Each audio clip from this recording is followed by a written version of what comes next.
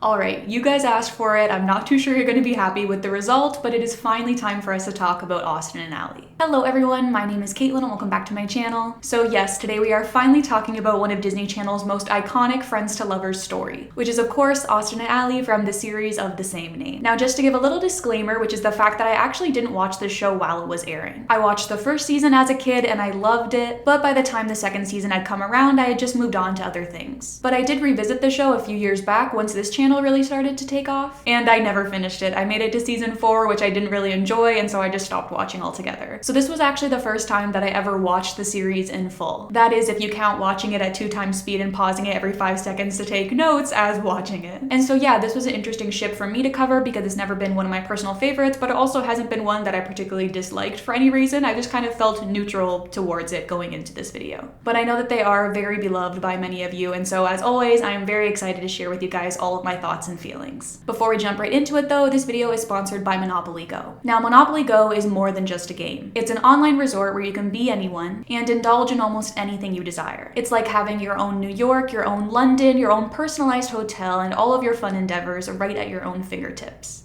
You get to experience classic Monopoly fun and visuals tailored to your phone, collect properties, build houses, hotels, draw chance cards, and earn Monopoly money with gameplay fit for the digital age. Now, I'm not exaggerating when I say Monopoly Go is my brother's favorite game. He's the one that got me into it, and a great part about it is the collaborative play that it offers. Monopoly Go supports both solo and group play, so you can collaborate with friends and family, achieve important milestones together, earn easy money in community chest events, exchange entertaining stickers for incredible rewards, and that's just something that makes the game even better as you get to experience it with others as well. And if you have to check out their Big Coop events. This is where you and your friends can team up to build and get rewards together. They typically run for 1 week and once per month, and are a great mechanic for rewards. And of course, there's also new opportunities daily. You can participate in tournaments, the prize drop Plinko minigame, cash grab, and stay updated with hourly events for exciting rewards. Basically, every day brings new ways to play and win. So if you want to open the doors to your own millionaire resort in Monopoly Go, you can click that link in the description down below. Or you can scan the QR code on the screen to get started. Thank you so much to Monopoly Go for sponsoring this video, but with all that being said, let's jump right into chapter 1.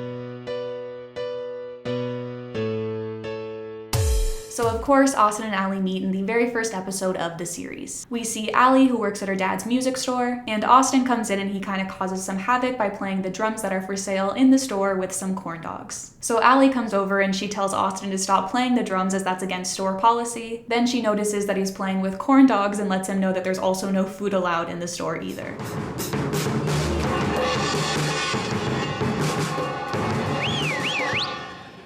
Did you not see the please do not play the drum sign? It's okay, I'm an awesome drummer. What you just said has nothing to do with what I just said. Are those corn dogs? Ew. Do you know how dirty these drums are and how unhealthy corn dogs are? And there's no food allowed in here. So Des, Austin's friend, goes on to explain that they're filming a music video and asks to use the store's instruments in the video. But since they don't have any money to actually pay for said instruments, Ally does not allow this. Now this meeting goes on to get referenced a few times throughout the show, which obviously I get why, like it's a big moment that changes their lives moving forward, but at the same time, like it's not really that much of a meet cute, which makes me question if they went into the series knowing that they would end up together in the end, or if it was more so that they pivoted into that direction in response to fans shipping them, which is something that I'll talk more about as the video goes on because it's a very fascinating topic to me. Moving on, we then see Ally in the practice room writing a new song when Austin breaks in. He advises her to speed up the song she's working on to make it more catchy and then sings the chorus back to her. The scene continues with Ally kicking him out of her practice room and advising him to obey signs in the future. Then we move on to a few days later. We see Trish, who is Ally's bestie, singing the song that we saw her working on earlier. She questions how she would know that song, and so Trish shows her a fully produced video of Austin singing the song. And we find out that this music video has gone viral. Ally gets upset over this random guy stealing her song, and the two decide to go to his house to confront him. How they find out where he lives is beyond me, but there is a little throwaway line where they say that they're going to use the internet to find him, so I guess that's our explanation there. So now we are in Austin's bedroom. Ally and Trish come in, and Ally gets upset with him for stealing the song she wrote. And surprisingly, Austin is shocked by this news, saying that he didn't realize that that's where he got the song from, but that it makes sense as everything else that he's ever written has been terrible. And this part kind of confused me because it's not just like he stole the chorus, like he stole the entirety of the song. So either he pocketed some sheet music or Austin Moon has like an insane memory, which I guess he is supposed to be like this musical prodigy, so maybe we can go with that. So Allie tells him to tell everyone the truth, but Austin says that he can't and then turns it back on her, calling her selfish for asking him to do so. I wrote that song and you have to tell everybody the truth. I can't. Do you know how embarrassing that would be for me? Consider my feelings. Are you really that selfish? Now, I personally feel like this comment is a little bit out of character for Austin, because he is a lot of things, but he is definitely not a bad guy. And I guess maybe I'm just not used to seeing him act this way towards Allie specifically, because at this point, they're basically strangers, and so he's not going to be nice to her because they don't have that connection yet. Moving on, though, we then come to find out that Austin has been booked on The Helen Show for that night, which is basically just like the show's version of The Ellen Show. And so Trish comes up with the idea of crashing this interview and telling everybody the truth. But unfortunately, Allie isn't able to make it on time. On the other side of things, Helen asks Austin to come back the next day with another original song. And so this brings him to go to Allie to ask for help. She says no, obviously, and then this brings Austin to say that he didn't mean to steal her song and apologizes. He then goes on to make a comment about his dad being right and that he clearly had no shot in the music industry. This sparks something in Allie, as that is exactly what her dad said to her. So they connect through this, and she ultimately agrees to help him with one more song. We then see them writing together and struggling to find inspiration. This brings Austin to come up with the idea of taking her downstairs and getting her to loosen up a bit. He sets up some disco balls and tries dancing with her, and this ultimately ends up working. The two stay up all night, and then Austin invites her on the show with him the next morning. He thanks her and says that he wouldn't have even gotten onto the show if it wasn't for her. And then they go on to do something that I feel like kind of got forgotten about as the show went on. But she puts her hand out for him to shake at the same time as he opens his arms for a hug, and it creates this awkward moment, which was kind of like their thing in the earlier episodes. Okay, well, you better hurry. You only have 1 hour to get to the Helen Show. You mean we better hurry. I want you to be there with me. Really? You mean it? I wouldn't be going on the Helen Show at all if it wasn't for you. Thank you. Oh, Come on, let's go. So now we are at the Helen Show once again. Austin informs Allie that the pianist is sick and asks her to fill in for them. She says that she can't because she has stage fright, and so Austin comes up with the idea of putting her behind a curtain so that she won't have to look at the audience. The show begins, and Austin clears the record, saying that Allie wrote this new song and that she wrote the last song as well. But then he goes on to reveal her behind the curtain, trying to help her face her fear. Allie freaks out and tries her best to get off the stage, but then just ends up destroying the Helen Show set in the process. The episode ends with Austin and Des surprising Allie by completely decking out their practice room. Austin says that he figured they'd be spending a lot of time in there and that he wanted it to be as comfy as possible, explaining that he was able to do all of this through the money that he got from being on the Helen Show. He then goes on to ask Allie to be his official songwriter, and she doesn't seem too enthused with the idea of spending even more time with him. But he pleads his case further, saying that they are the perfect match, and so she agrees. They go on to do their awkward handshake or hug moment again, and then that is where we end episode 1. I want you to be my partner. spend more time with you? You're a songwriter with stage fright? I'm a singer who loves being on stage. We're a perfect match. What do you say? We're partners. Overall, I feel like this is a great first episode and introduction to their friendship. Romantic-wise, though, I'm not really too sure how good of an introduction this is. But I do think that that is part of the beauty of this ship. And we really get to see their relationship evolve from day one, which is something that we don't really get to see often. But moving on to the next episode, we come to find out that this partnership isn't going to be as easy as they thought. Austin gets upset with Allie for taking a month to write his new song, and then she gets upset with him for only worrying about himself and his career. Hang on. Are you actually blaming me because you think you're not as popular as you used to be? No, of course not. I'm just saying that maybe if you'd written the song faster, then we'd have... You know what? Now that I'm saying this out loud, I think that is what I was saying. The episode continues, and Trish ends up setting up a gig for him at the store. And then once Austin sees the big turnout, he apologizes to Allie for giving her a hard time, realizing that he was just scared about being forgotten. There is also some lying in this episode as well, as they don't tell Austin that they're all actually there to see a kangaroo, but that's besides the point. The conflict between Austin and Allie gets resolved. Then we have arguably the most iconic Osley episode from the first season. In episode 3, Trish books Austin on South Beach Sound and tells him that they'll need a new song by tomorrow. Allie says that that's not a problem because because she's already got lots of ideas in her book, but then she comes to realize that her book is gone. This causes everyone to start frantically searching for her book, as she also uses it as a diary. So Allie and Trish leave to go check the lost and found, and then while they're gone, Des and Austin end up finding her book and reading it. They realize she's written about a guy that she likes and jumps to conclusions, thinking that it's Austin. Oh no, it's me. Allie's got a crush on me. Don't spoil it, I'm a slow reader. Whoa! Allie's got a crush on you. Meanwhile, Allie reveals to Trish that her crush is actually on the guy that works the cell phone accessory cart, also known as Noah Centineo. But she didn't write this in specifics in her book. Instead, she wrote that she likes someone who has hair that flops just the right way, works closely with her, and is named after a city in Texas, because his name is Dallas. But all of this causes Austin to freak out because these clues could also be hinting at him as well. And now he's scared because he doesn't want things to get weird between the two of them. So Allie comes back to the store and sees that they found her book. This causes her to hug him in relief and telling him that she loves him over and over. She then grabs his hand and takes him up to the practice room so that they can work on their new song, and Austin is clearly panicking. No way, you found my book! Yeah, it was in the I love you, I love you, I love you. I am so relieved. Let's go work on that new song for South Beach Sound. So then we move on to see the two of them practicing together, and Austin has become very skittish in her presence. He gets nervous when she closes the door, and when Allie suggests that they write a love song, he instead suggests a like song and scoots farther away from her. Allie goes on to suggest some lyrics, but then Austin changes all of them and replaces love with like instead. So she tries to tell him who the song is about to get him to be more comfortable with the idea, and this ends up putting Austin over the edge as he covers his ears and runs out of the room chanting, "If I don't hear it, it's not true." You're acting weird. Are you okay? Yeah, I'm fine.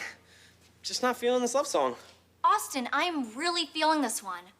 I think we're close enough that I can tell you who the song is really about. If I don't hear it, it's not true. If I don't hear it, it's not true. If I don't hear it, it's not true. If I don't hear it, it's not true. Now this has got to be one of my absolute favorite scenes from this entire series. Like, Ross's comedic timing in this scene is just so good, and I love every bit of it. So she decides to confront Des to find out what he knows. After some resistance, he does reveal that they read her book and thinks that she has a crush on him. Allie immediately wants to confront Austin about this, but Trish suggests that they get revenge instead. So they begin their scheme right away. They make an Austin dummy that Allie goes on to kiss repeatedly after he walks into the store, and when he questions if that's him, she acts bashful and says that it is and comes up with a silly excuse as to why she was kissing it. Mwah! Austin! Mwah! Austin! Mwah! Austin! Mwah! Allie? What are you doing? Is that doll supposed to be me? Oh, Austin.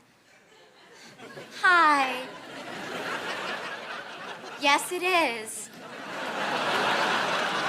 Allie then goes on to tell Trish that she was writing a list of turn-offs in her book. The two of them leave and Austin takes the bait, reading her list, thinking that she doesn't like fake tanned, sweaty guys. The next day we see that their plan has worked to perfection as Austin shows up, orange and with giant sweat stains. Des then gives him an extremely hot pepper and he starts sweating even more and frantically searching for water. Then to put the cherry on top, Trish brings in a fake camera crew, forcing him to struggle through an interview while he's in this panic state. Now I feel like this is safe to say that this is pretty mean. And I know that what Austin did was pretty bad, but I don't know, I just feel like you can't fight fire with fire. And just because somebody hurt you doesn't mean you then need to do something bad back to them. I feel like this is a really bad lesson to include in a kid's show, and I'm honestly surprised that they did. Anyways, Allie goes on to reveal that this was all payback and that she doesn't actually have a crush on him. He apologizes, and then Allie questions why her having a crush on him would be that terrible. But Austin explains that it's not like that and that he just didn't want to jeopardize their friendship. Why did you freak out so much when you thought I had a crush on you? Am I that horrible? No, Allie, you got it all wrong. You're awesome. I did that stuff because you're my friend. And I don't want to jeopardize that. I feel the same way. Let's hug when you're less orange and sweaty. So the episode ends with Austin performing their new song, which is about them and how they are just friends. Now, overall, I find this episode to be very interesting, and it makes me wonder if this was their attempt at getting ahead of people shipping them, and instead having them be like, no, they're just friends and that's okay. Or it could have also been them hinting at the potential of their relationship. Because I do feel like it is a little bit weird to have a song like Not a Love Song for a ship that does end up getting together later on. But I guess that could have also just been them playing with the audience here. I just personally feel like there had to have been more going on behind the scenes in regards towards this ship and whether or not they were going to make it canon, and I just wish I knew like what all of that discourse was. But on to the next episode, as it's time for Austin and Allie to get to know one another just a little bit better. So our story starts off with Allie writing a song for Austin that he ends up hating. But of course, he's too scared to tell her how he actually feels about it. So instead, he tries to come up with excuses as to why he can't perform it. Of course, all of this doesn't end up working, and so he ends up having to come clean about not liking the song. He later explains further that it's not like the song is bad or anything, it just doesn't really represent him. The song was about a serious, sensitive guy, and he feels like that reflects Allie more than him, as he is more of like a chill, fun guy. Allie insists that she's fun too and suggests that they just don't know each other well enough yet, which makes sense as their partnership is still fairly new. And so Allie suggests that they get to know one another better by doing something that the other person likes. So up first is Allie, and she decides to bring Austin to her cloud watching club. This doesn't work out very well for Allie though, as Austin is clearly very bored and not really committing to her interest. Alternatively though, the same thing happens to Allie when Austin tries to show her his interest. He takes her to a horror movie fest, and she says that she thinks that horror movies are boring. But Allie says that it's okay that they don't like the same stuff because at least they're getting to know one another better. She then tries to connect with him further by taking him to the mall pond, as she says that's usually where she likes to go to write. She introduces him to a goose that lives there that she is named Pickles, and he is able to connect this interest to his love for horror movies. They then come to find out that the mall has decided to close this pond, which leads them on a wacky adventure of kidnapping this goose. The next day, Austin says that hanging out with her was fun and that he was glad that they were able to spend time together, and Allie agrees. She again says that it doesn't matter that they're different, as it just makes them better partners. So we're different. It makes us better partners. Totally. You sure you're gonna be okay without Pickles? Yeah, I kind of realized I don't need him to help me write songs anymore. I've got a new goose. His name is Austin. Cool, you named a goose after me? Where is he? The episode ends with Austin performing the new song that she's written, which is all about them and how they're different, but it still works. Now, I feel like this is a really important episode because it again highlights just how new their relationship is, and seeing them both really commit and dedicate time to getting to know one another better, I just feel like is so special. Moving on to episode 5 though, we come to find out that Austin has a hater who has been posting mean and in some cases untrue stuff about him online. The gang ends up catching this person, and she comes to reveal that she actually has it out for Allie and not Austin. This being due to the fact that when they were kids, Allie kind of showed her up in kindergarten after writing a song that was better than hers and chosen in the school musical over hers. And basically, she has had it out for her ever since. And now she's decided to try to ruin Austin's career as revenge. And so of course, Team Austin begs her to stop, and so she offers an ultimatum instead, saying that she'll stop posting about Austin if Allie agrees to both of them performing their songs from kindergarten for an audience and having them decide which one is better. Obviously, Allie doesn't want to do this because of her stage fright, but feels like she has to because of Austin's career being on the line here, and so she agrees to these terms. This brings Austin to try to help her get over her stage fright. They set up an audience of stuffed animals, and Austin gives her a pep talk, but Allie still can't do it. So Austin goes on to ask what changed between now and kindergarten, as clearly she didn't have stage fright back then, but Allie says that she doesn't want to talk about it now, but if she ever does want to talk about it, he's the one that she'll go to, which I thought was a really nice interaction and does prove to be the case later on. Austin then steps up and gives her an out, saying that she doesn't have to do this, but she says that she'd rather have to face her biggest fear than have him lose everything. You know you don't have to go on stage and embarrass yourself like this. Yes, I do. If I don't, Chili's gonna destroy your career. I'd rather face my biggest fear than have that happen. Thanks, Allie. That means a lot.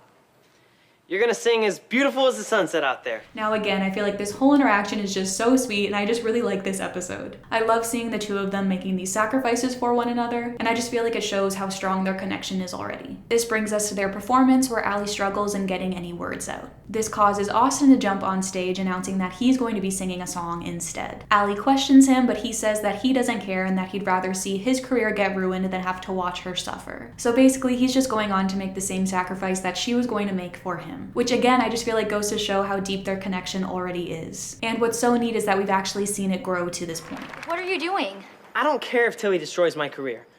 I'd rather that happen than let you suffer. Seriously? Yeah. Thank you, Austin. That is the nicest thing anyone has ever done. Luckily for Austin though, Tilly ends up coming on stage and saying that if Allie doesn't perform, then she's going to continue posting fake stuff about him online. So she's now revealed and discredited herself at the same time. Austin then goes on to perform Allie's song, saying that it's the best song written by a 5-year-old. He also says that it's special because it's what made her decide to become a songwriter, which makes it special to him too, which is just so perfect. This song was written by my partner, Allie. It's special to her because it made her realize she wanted to be a songwriter. And that makes it special to me too. The next day, Allie gives Austin the plush dolphin that he wanted from earlier and thanks him for what he did. And that is where we wrap things up. And again, I just feel like this has got to be one of my favorite Osley episodes. It's so wholesome, and I know I've already said this, but it just shows how strong their connection is already, and I just love seeing that. A couple episodes later, though, we then have the return of Dallas. In episode 8, Trish is having her quinceañera, and she invites Dallas to her party. Allie is worried about this because she wants to win him over, but at the same time, she knows that she can't dance. So she goes to Austin and asks him to show her how. Everything is going good, and Allie seems to actually be picking up on the moves, but then she accidentally drops an amp on Austin's foot. Just follow me. You can do this.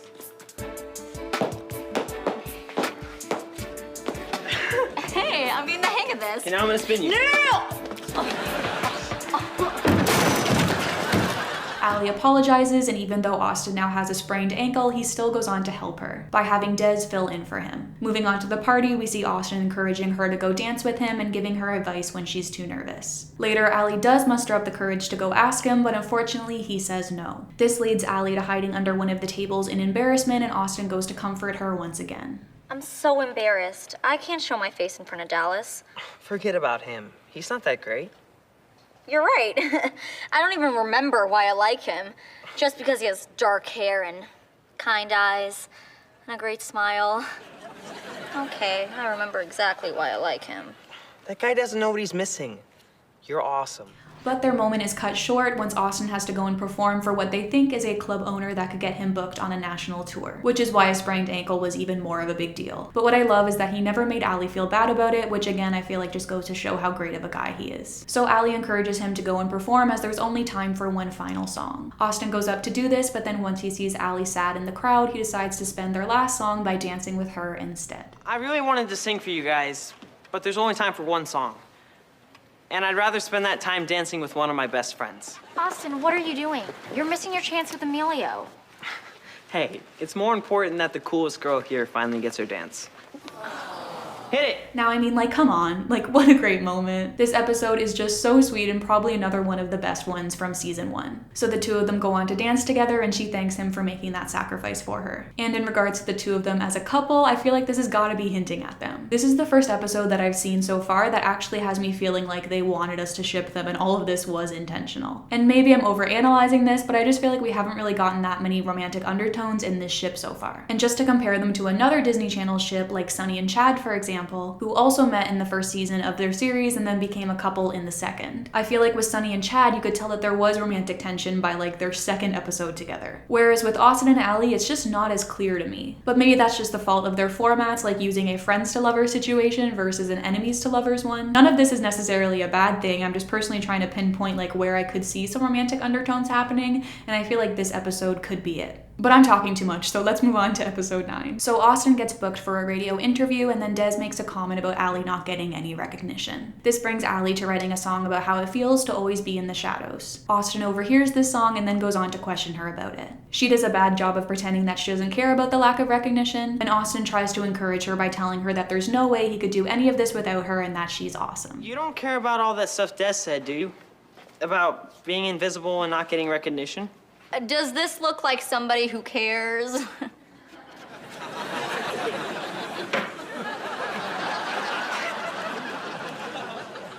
Good, because I could never do what I do without you. You're awesome.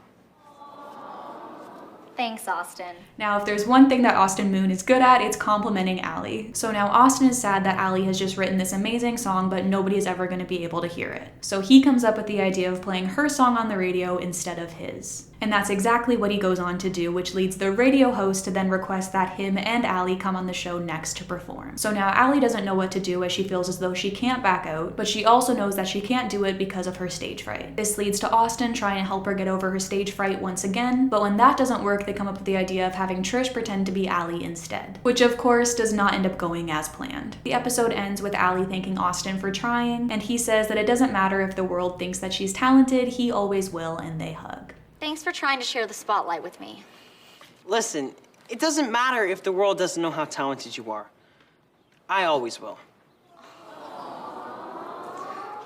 Thanks, Austin. Aww.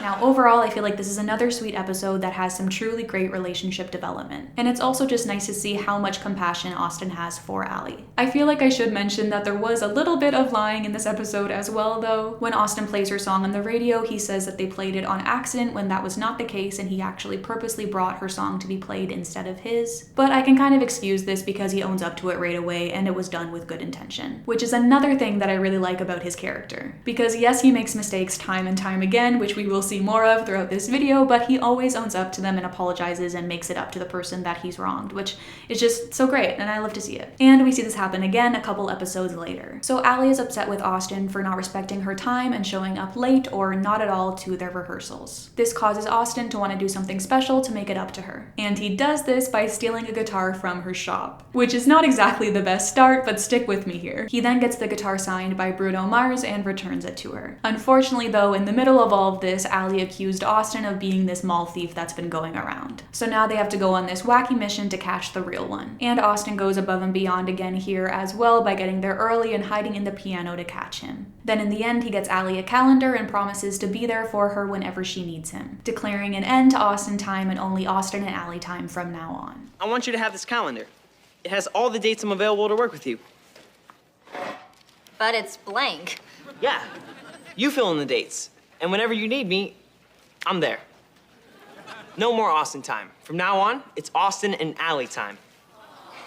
Now, I just feel like Austin is blowing it out of the park at this point. He just keeps showing up for Allie and proving repeatedly how much he cares for her. And I just love every bit about it, and I feel like they're building such a great foundation for their relationship. Moving on to episode 15, where we finally come to find out the origins of Allie's stage fright. And we also get the reveal that Austin has a fear as well. Though his is a bit more irrational, as it is a fear of umbrellas. So Allie tries to help him overcome this fear, but ends up making the situation worse. And so she tries to help him in another way by telling him the story of how she got her stage fright, which was during an audition that she had for a prestigious music school where she lost it under the pressure. And she says that this brought her to the conclusion that if she doesn't perform, she can't fail. This ends up really helping Austin, and he is able to get over his fear. So again, some great bonding and foundation building, which I love to see. In the following episode, the two end up getting into a bit of a tussle once again after Austin develops a crush on this waitress. Allie suggests that he write a song for her to win her over, but then he ends up leaving her alone to do all of the work. Then when she comes to him with the song that's not ready, he doesn't listen to her or give her a chance to explain and goes on to perform the bad, unfinished song. Then he goes on to get upset with her, blaming her for embarrassing him in front of the girl he likes. This causes her to get upset with him for not listening to her and taking all of this out on her. Again though, this conflict resolves itself quite quickly as Austin immediately apologizes and Allie says that she understands, relating this crush that he has to her crush on Dallas. They then go on to write the song together after Austin is finally able to open up. But now we are reaching the end of the season, which means it's time for some big things to happen. So first of all, Austin develops vocal nodes because of course he does, this is a Disney Channel series after all, and then he has to decide whether or not to go through with the surgery. Allie supports him through all of this and even knits him a scarf before surgery. She's also the one that helps him realize that he needs to go through with it, because as he says, he doesn't know what he would do if he wasn't able to sing the songs that she wrote for him. And this is just another really sweet moment where they hug here as well. I made up my mind. I have to take this chance. I don't know what I would do if I couldn't sing the songs you write for me. Thanks, Austin. But of course, everything works out perfectly in the end, with Austin's voice turning out fine. And he even gets signed to a record deal with Star Records, which is run by Jimmy Star, who we will see a lot more of moving forward, especially in these upcoming seasons. But all of this brings us to our season 1 finale. And in this finale, we see another classic Disney Channel trope when we have Allie almost moving away. So we start off with Allie getting an application letter to her dream school. But after her last audition is what gave her stage fright, she decides not to apply. This is when Austin decides to help her and goes forward with filling the application out for her. Trish and Des then get involved and realize that they also have to do an audition for this school and realize that you can do that through video chat. So they all decide to trick Allie into filming an audition without her knowing. This ends up working, and Allie finds out that she has gotten accepted on a full scholarship, which is when they reveal to her that they applied for her. And surprisingly, she is happy about this instead of mad at them for their insane levels of meddling here, which I have to say reminds me of a plotline from the very first ship that I covered in this series. And I do think that it's funny that this same plotline ended very differently in each of these shipping scenarios. But you know what? I'm not gonna get mad at Allie for not feeling a certain way, and so if she's fine with it, then that's fine with me. Allie then comes to realize that her friends didn't know that this music school was in New York and not Miami. They all say that they don't want her to leave, which ends up hurting her as she feels as though they don't understand how much this means to her. Then Des is actually the voice of reason in all of this, and he says that they need to be more supportive. This brings us to Austin's album release party where he apologizes and they all make a tribute video for her. That's accompanied by Austin singing the theme song acoustically. Afterwards, Allie comes to the realization that she's living her dream already by making music with her friends, and so she decides to stay. To go from episode 1 where she had absolutely no idea who this Austin character was to the finale where she's choosing him and making music with him over what she previously thought was her dream, I just feel like is so poetic and really results in a good story arc for the entirety of the first season. Now, although we're on to season 2, we actually don't have any hints towards their romantic relationship until the second episode of the season. So let's cover that first one and then we'll move on to chapter 2. So season 2 starts off with a bang as it's finally time for Allie to conquer her stage fright. Sort of. We start off with Austin being booked to perform at Star's upcoming Halloween party, which of course means that they need to write a new song. During their songwriting session, Austin reveals that he's a little bit nervous to perform in front of all of these celebrities at this party. This causes Allie to remind him of some advice that he gave her from this one time when they were at a water park and she was too afraid to go down the water slide. He told her to just push forward and don't look down, which is the line they end up using for the chorus. Remember what you told me that time we went to the water park and I was scared to go down the giant water slide? Keep your mouth closed at the bottom, there might be pee in the pool? Yes, but you also said, no matter how scared I was, just push ahead and don't look down. Now, this whole interaction might not seem that relevant, but it does go on to get referenced again later on in the series, and I really like hearing about parts of their story that we haven't seen. We then have some conflict when Des and Austin overhear Jimmy ask Allie if Taylor Swift can sing their song at the party, missing the part where he wants it to be a duet between Austin and Taylor. So now they think that she's giving their song away to Taylor Swift. Now, I just feel like I should add that I think that it's funny that they chose to use Taylor Swift as the celebrity here, just because it's pretty common knowledge that she writes all of her own music, but at the same time I also understand that she is just like a hot name to include. Anyways, this conflict gets resolved quite quickly once again, after Austin writes a rant text and sends it by mistake, causing Allie to explain the situation. Then we move on to the party where Des accidentally knocks out Taylor Swift, causing Allie to have to take her place on stage to perform. Austin is shocked to see her on stage, but she says that it's okay and she's just going to use his same advice from before and just not look down. I can't believe it! You're actually gonna do this?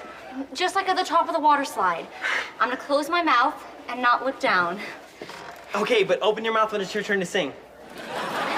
So their performance goes great and everybody is excited over Allie conquering her stage fright, but then Allie explains that she was only able to do so because she was pretending to be somebody else. So we're not there yet, but it's definitely a step in the right direction. Then we move on to episode 2, in which we get our first canonical reference to there being more to their relationship. And this is when I feel like things start to change. And it all kind of happens quite quickly from here. Arguably too quickly, in my opinion. The whole thing kind of came out of left field, and I just wish we could have gotten a bit more build up, but that's, again, just my opinion, and we'll get into that. And so let's move on to chapter 2.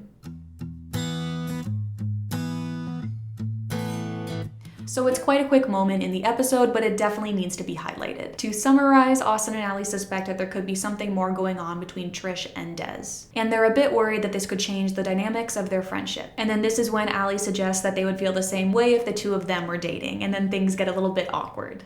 I just don't want it to change the way the four of us hang out. They'd feel the same way if we were dating. Me and you? That'd be weird. Really weird. Totally yeah, weird. So I feel like this is the first time in which them being a couple has been brought up since the Not a Love Song episode. And their reactions are a lot different this time around, which makes you question if there's a little bit more to the story here. Then we have the following episode where Austin makes a sacrifice for Allie once again. Basically, Allie fabricated how exciting their writing sessions are to this reporter and agreed on behalf of all of them to go bungee jumping. We then see her freaking out about this to Austin when he tells her that she doesn't have to go through with it, even if it means that he would lose the cover of the magazine. We don't have to go through with this. I'll call Megan and tell her we aren't gonna bungee jump. Rather lose the cover than see you so scared. You'd give up your first national magazine cover for me? You're more important to me than all of that. That's really sweet, Austin. But Allie still decides to go through with it, and so then we see the four of them on the bridge. Allie starts to have doubts, and so Austin encourages her by taking her hand, and he tells her to take all the time she needs. I don't know if I can go through with this.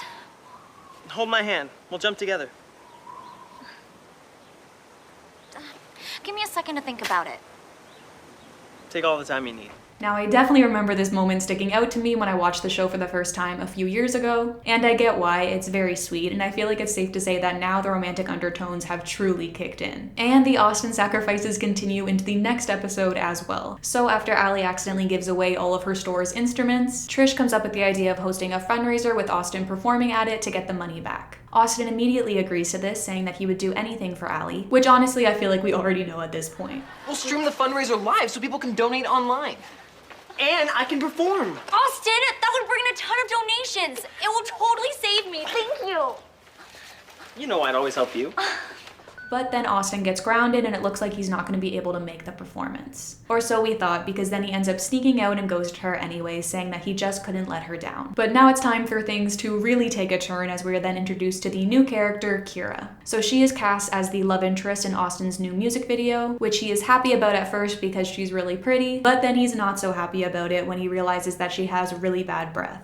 Oh, and we also find out that Jimmy Star is her dad. This plotline continues into the next episode where her bad breath gets fixed and Austin's crush on her kind of takes over. He decides to ask her out, but she surprisingly says that she thought that something was going on between him and Allie. But Austin denies this, saying that they're just friends. So she agrees to go out with him on the condition that there's absolutely nothing going on between him and Allie. As if on cue, Trish then comes in with a bunch of flowers that he ordered for her. She continues, saying that him and Allie have a very special relationship. Then Allie comes in, making the situation worse for him and Kira, but better for us, honestly. She basically thanks him for the flowers and hugs him, and it's a very sweet moment. Des then comes in and calls them a happy couple, leading Kira to say that they clearly have feelings for each other and calling off their date. There's no way I can make it without you.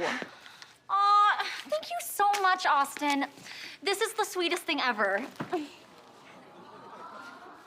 Kira, step aside, please. I need a clear shot of our happy couple.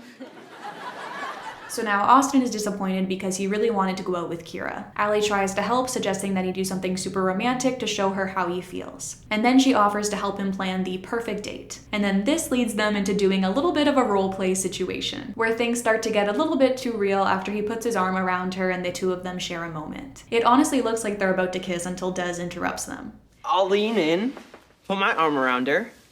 She'll nuzzle up, feeling butterflies. My heart will be beating out of my chest. It'll be perfect.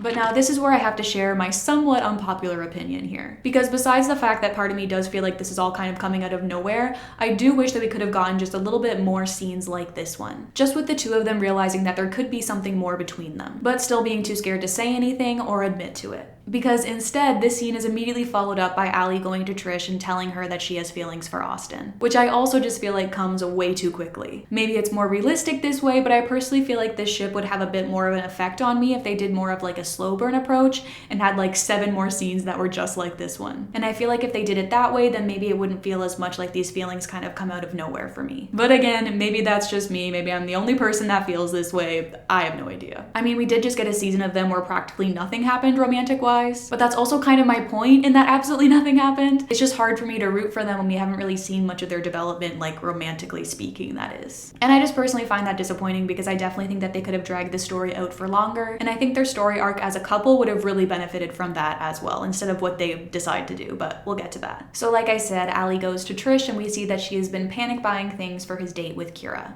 And then this is when she tells Trish that she likes him. I like Austin. Heart-shaped salamis. Wait, say that again? Heart-shaped salamis? No, the part about you liking Austin. Oh, right.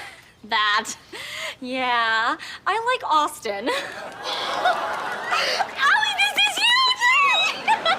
So Allie asks her for advice and she tells her to stop buying things for his date with somebody else and just tell him how she feels. Allie isn't sure that she should because he likes Kira, but Trish suggests that maybe he wouldn't if he knew how she felt. Allie still doesn't want to ruin everything by saying something though, and so she asks Trish not to say anything either. And so then she continues to help Austin with this date. She even goes on to get Kira a necklace with her name on it, just like the one Allie has, as Austin commented on getting something like that for her. Then of course Allie accidentally puts the Kira one on herself and gives Austin the Allie one to give to Kira. Then while Austin and Kira are on their date, Des informs the girls that the date that Allie planned is the absolute opposite of something that Kira would like. This causes Allie to get worried that Kira is going to think that she sabotaged everything on purpose, and so they go down to the park to try to fix things. They try to do so discreetly, but of course that is not what happens, and Austin ends up accidentally dumping pasta all over her. Then Allie jumps in while Austin is trying to give her the necklace so that she can have a chance to switch them, but then Kira sees all of this and thinks that Allie really is trying to sabotage everything. But then they leave, and Austin is able to salvage the date by taking her out to pizza and video games after. Afterwards, we see Kira apologize to Allie, saying that everything she did to help with their date proves that she doesn't like Austin. But as we all know, that's actually not the case. And so the episode ends with Allie taking the card from the flowers that Austin got her and putting it in her songbook. A heartfelt moment to end the episode and show that Allie does still have feelings for him. So now it's Austin's turn to get a little taste of how Allie feels about him and Kira. Once Allie's old camp friend, Elliot, comes to visit. Before he arrives, they all make fun of him because I guess he used to be a little bit dorky looking, but then he gets there and they all see that he's hot now. Austin seems intimidated by this, and then he later gets upset when she seems too busy for him with Elliot around. Trish questions if he's jealous, but he says that he's not, but then he goes on to act jealous when the two of them arrive. Later, we see Austin in their practice room basket weaving, which is something that Allie and Elliot are bonding over. Des then walks in and also accuses him of being jealous and of liking Allie. He says that's crazy, and so Des goes on to ask him what he does like about her.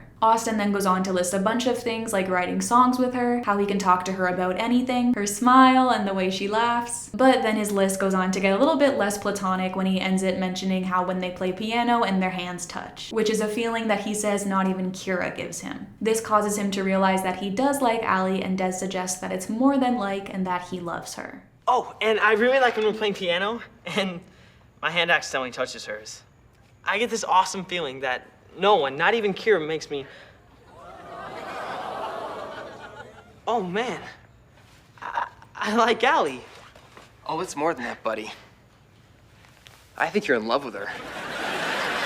Now, I think in comparison to Allie's reveal, I like this one a little bit better. I prefer seeing Austin slowly come to the realization instead of already being there, as I feel like it makes the viewer feel more involved in the situation. And also that whole piano thing is just so adorable and I love it. The next day, Austin tells Des that he was up all night thinking about what he said, and he's concluded that she clearly likes Elliot and that he's with Kira, and that he doesn't want to ruin their friendship just because he's having these mixed feelings. But Des kindly points out that his feelings are not mixed and that he obviously likes Allie way more than Kira. Kira then shows up, interrupting this conversation, and Austin goes on to make plans to see Katy Perry with her. He's kind of been blowing her off lately because of his feelings for Allie, and so I guess this is his way of like committing to her. But then after she leaves, he accidentally says that obviously him and Allie should be together. He obviously meant to say Kira, but he doesn't catch his mistake. On the other side of things, Allie tells Trish that she thinks that Elliot wants to go out with her, but she doesn't feel the same way because all they do is talk about camp. She also admits that she wanted things to work out really badly between the two of them, but she wasn't really too sure why. Trish then points out that it's because she still has feelings for Austin and she was hoping that Elliot would be able to help her get over him, and then Allie admits that she's right. She then practices how she's going to let Elliot down easy, and then Des walks by, overhearing her say that Elliot was her first crush and that she always wanted to be his girlfriend. And so he jumps to conclusions, thinking that she's going to tell Elliot that she wants to go out with him. So Des immediately goes to Austin and tells him this information. This causes Austin to freak out, saying that she can't be with him, that he's not the right guy for her, and then he runs off. Because I was worried you'd be upset that Allie's gonna tell Elliot she wants to be his girlfriend. What? Yeah, she said he was her first crush and she's always wanted to be his girlfriend. She's telling him tonight at Champy's. She's wearing a red dress and everything. No, that can't happen. She can't be his girlfriend. He's not the right guy for her. Well, I'm just glad you don't have any feelings for Allie. Because I'd hate to see how you'd react if you really liked her.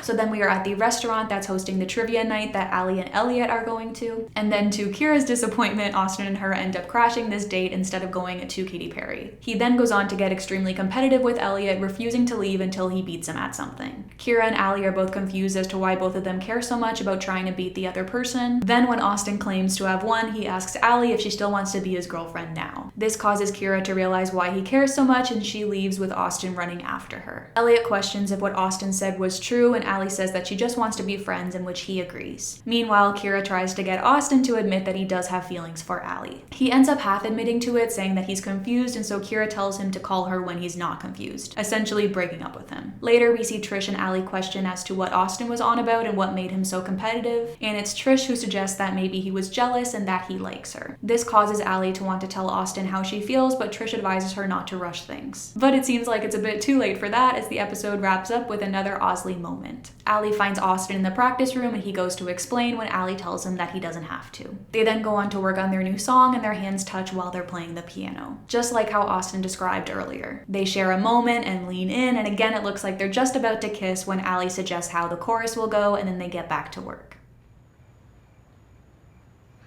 I was thinking the chorus could go like this.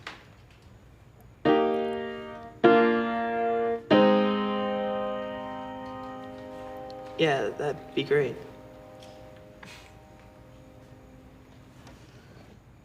Now again, such a great moment. I just personally wish we could have gotten more just like this. But anyways, on to episode 10, where we see that Des and Trish have told the other about their other friend's feelings, and so they both question when the other person is going to admit it to the other. Then we move on to the practice room, where we see Austin and Allie using their lyrics to allude to being more than friends with one another, and if they think that that is the right decision. What's the next line? If you want a friend. Right. Friend. I like that. You do? You don't think we should use a stronger word? I don't know. Maybe. I just don't want to mess up our song. Yeah, I'd hate to rush into a new song and change the great song we already have.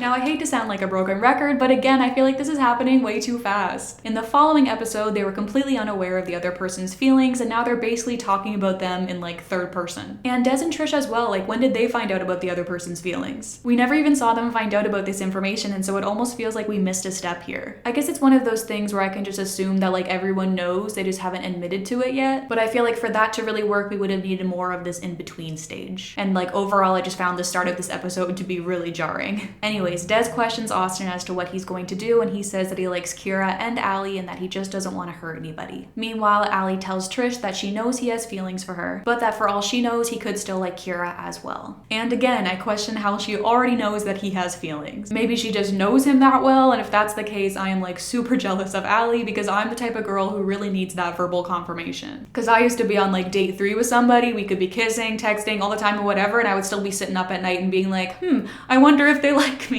So Allie decides that she is not waiting around for Austin. She says that she's gonna forget about him and move on, but then she goes on to ask Trish what she thinks him and Des are talking about. In other news, Allie's mom has just come back from doing some animal research in Africa, and so she has written a book that has inspired Allie to do less thinking and more doing. This leads her to decide that it's finally time for her to conquer her stage fright. Austin suggests doing a duet at her mom's book release party, and Allie agrees to this, loving the idea. It's time for me to face my biggest fear.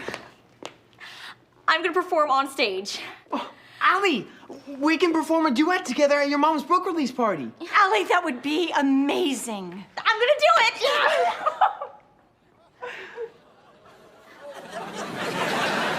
Later, Austin tells Des that he has made up his mind and that he's choosing Kira. And this is also because he is operating off of Allie's mom's advice and feels like he needs to stop overthinking about Allie. Allie then overhears Austin say that he's made up his mind and that he's going to ask Kira to be his girlfriend. She is hurt by this, and then we go on to have a very Disney Channel mom-esque post-breakup kind of moment, but instead of it being with Allie's mom, Trish is the one that comforts her, which I think was the right choice because we know Trish better than her mom at this point. So she says that she's handling this better than she thought that she would, and Allie explains that she was upset at first, but then she came to the realization that Austin is still her friend and that's not going to change. Then she decides to focus on her goal of conquering her stage fright instead. Meanwhile, Austin asks Kira to be his girlfriend and she says that she needs time to think about it. And now it is time for their big performance. Beforehand, Austin tells Allie that he's proud of her and they go on to hug, but his guitar is in the way. Then the curtains go up and Allie takes off. Allie's dad asks Austin to sing something in the meantime, but he refuses without Allie. So he goes to her to give her a pep talk, which he does, unaware of the fact that her mom already gave her one. She thanks him anyways, and then they head back to perform. They sing their new song, You Can Come to Me, and Allie slowly starts to open up during their performance. They even go on to share a moment near the end, getting really close to one another, almost looking like they forgot that they were on stage. Then afterwards, we see them both buzzing. Allie saying that she feels like she can do anything, and Austin says that he knows that he can as long as he's with her. And then they go on to share their first kiss of the series. I did it! I conquered my stage fright!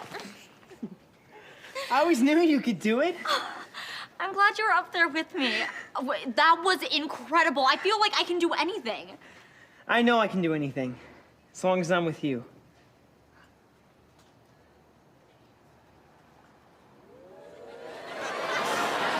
After their kiss, Kira comes in and says that she's decided and says yes, that she will be his girlfriend. This episode then ends with a cliffhanger because of course they just had to turn this plotline into a two-parter. Now I don't really know how I feel about this. Like, I feel like it's definitely a dramatic moment, especially with the fact that this is the first time that we see Austin and Allie acting on their feelings for one another. It's a pretty iconic and memorable moment in terms of like Disney Channel shows and ships in general. And I would say that I normally enjoy a good love triangle plotline, but I feel like in a situation like this one where one side of the triangle is literally the name of the show, like there's not really any room for guessing here, which I feel like is part of the charm in a good love triangle, is not knowing which way things are gonna go, and that's just not really the case here. And so it does take away some of the charm in that and just kind of results in a bit of an annoying roadblock. So we pick up episode 11 with Austin emphasizing that he asked Kira this question yesterday, although I'm not really too sure that this information helps because obviously he didn't ask her this after they kissed. So I just feel like that doesn't really make much of a difference. Nonetheless, Allie congratulates them and stutters about kissing before leaving. Austin goes to tell Kira about the kiss, but then she doesn't give him a second to talk and then she runs off. Later we see Allie and her mom and Trish talking about the kiss. She makes it seem like it wasn't that big of a deal until her mom points out that it was her first one. She then says that it was magical and that she felt like Cinderella until everything went wrong when his ex-girlfriend showed up. Her mom suggests that she instead focus on the fact that she conquered her biggest fear last night instead of the fact that some boy let her down. Which is kind of unfortunate because I'm like, I get that he's kind of the villain right now, but also I'm like, he's not just some guy, he's Austin. Like, he's just, can you give him the benefit of the doubt, please? He's such a good guy. But Trish agrees with this, saying that she needs to close the door on Austin and open the door on herself, saying that she's going to manage her solo career as well. But speaking of Austin, let's move on to his perspective. So he tells Des that he wants to be with Allie and not Kira. Later, we see Austin and Allie agree that their kiss was really good and magical, but Allie says that he chose Kira and asks to agree to stay being friends and partners, pretending like the kiss never happened. Austin says he can't and that he wants to be with her, and so she asks if that means that he broke up with Kira, and he says no. This causes Allie to put an end to their conversation and leaving. But let's just stick to being friends and partners and pretend the kiss never happened.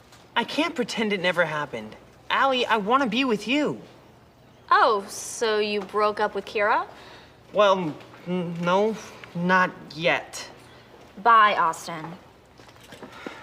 Now, I feel like this is a great example as to how healthy their relationship is, especially in comparison to some other couples that I've covered on this channel. This could have easily turned into a cheating scandal, but this clear communication and maturity from Allie makes it so that doesn't happen. I honestly feel like it's a really responsible response, and I really respect Allie for how she handled this whole situation. Anyways, Austin tells Des that he has to break up with Kira to get Allie to change her mind. Then Austin gets the bad idea of using her dad as a way to get them to break up so that he doesn't have to do it himself. This doesn't end up working for Austin though, as Jimmy almost immediately gives them his blessing. Afterwards, Austin tries to break up with her on his own, but she doesn't hear him, and then her goldfish dies, and so she runs off. But then we see him later finally breaking up with her, and I think he does tell her about the kiss here. I'm not really too sure because we don't see their full conversation, and it just kind of cuts to her being accepting about the whole thing. And the fact that she is so chill and understanding about this whole situation is a little bit wild to me. I guess she knew what she was getting into in the start when she questioned him and Allie's relationship, but still, I personally feel like I would not be that kind about him kissing somebody else the day after he asked her to be his girlfriend. Anyways, the reporter from earlier on in the season sees the two of them hugging and photographs them. So Austin tells Allie that Kira is out of the picture, but then Trish comes in and shows the two of them that Austin and Kira are on the cover of a magazine with the tagline, Austin's new girlfriend. This causes Allie to say that Kira is clearly not out of the picture. Later, Austin tells Des that he messed up and that he feels like Allie is probably over him by now. Des encourages him not to give up and suggests doing a big romantic gesture to win her over. So then Austin comes up with the idea of buying her a new piano for her to play at her first concert. And then Des comes up with the not so great idea of parachuting that piano in. So he does this during her congratulations party, and it is a big disaster. But he does immediately apologize before leaving, embarrassed. So now Austin feels even more like he blew it and that she must hate him now. And we see him talking to Des about this and reminiscing over the first song that they ever wrote together. This causes him to notice her songbook, which is open by the piano, and he sees that she kept the note from the flowers that he got her. He then goes on to read the lyrics for the song that she's writing and realizes that the song is about him and that she still has feelings for him. I think about you every moment, every day of my life. This song is amazing. Wait, do you know what this means? That you're really nosy? No. It means no matter what she said, she's liked me this whole time. It's like I'm watching the best romantic movie ever. I know what I need to do. So Austin goes forward with another romantic gesture, but this time he does one that's way more his speed. He goes forward and serenading Allie's song to her in front of everybody in the store. And we also get a montage of all of their special moments together leading up to this one during the song. And I must say, I love this song, especially the bridge. I feel like it's unmatched. Like, I Think About You has gotta be one of the most iconic songs from the series. But I do feel like if you sing it in a more sort of like creepy, possessive, and obsessive sort of vibe, then the lyrics of the chorus can come across as being a bit much. Anyways, Allie goes on to speak afterwards, but he shushes her and then tells her to come here, and they hug. Austin, I want to... Shh. Just come here. The reporter then pops up again, getting a picture of their hug, and then the two of them make it on the cover as well, with Austin declaring them as officially a couple. And before we move on, I just have to say, like, that whole shushing thing, like, that moment just wasn't for me. I just found that to be a little bit cringy, and I just don't really understand the direction there. And I just did not enjoy that, but that's just my perspective. If you liked it, that's great. I'm happy for you. So now you're probably thinking, wow, I can't wait to see what happens now that Austin and Allie are officially a couple. Or at least those of us who haven't seen the show might be thinking that. Because those of us that have probably remember that this does not last long. And it's actually time for them to break up, even though we literally just saw them get together. But before that happens, we do have a sweet moment in the beginning of episode 13. We see Austin trying to teach Allie how to play clarinet mini golf as an excuse to put his arm around her. And then when she gets a hole-in-one, he asks to take her out to dinner to celebrate. She makes it a thing, asking if he's asking her out on their first official date, in which he says yes, and so she agrees. Can I take you out to dinner to celebrate? Austin Monica Moon, are you asking me out on our first official date? Why, yes, I am. Allie, I don't know your middle name. Dawson? I accept. And I am never telling you my middle name.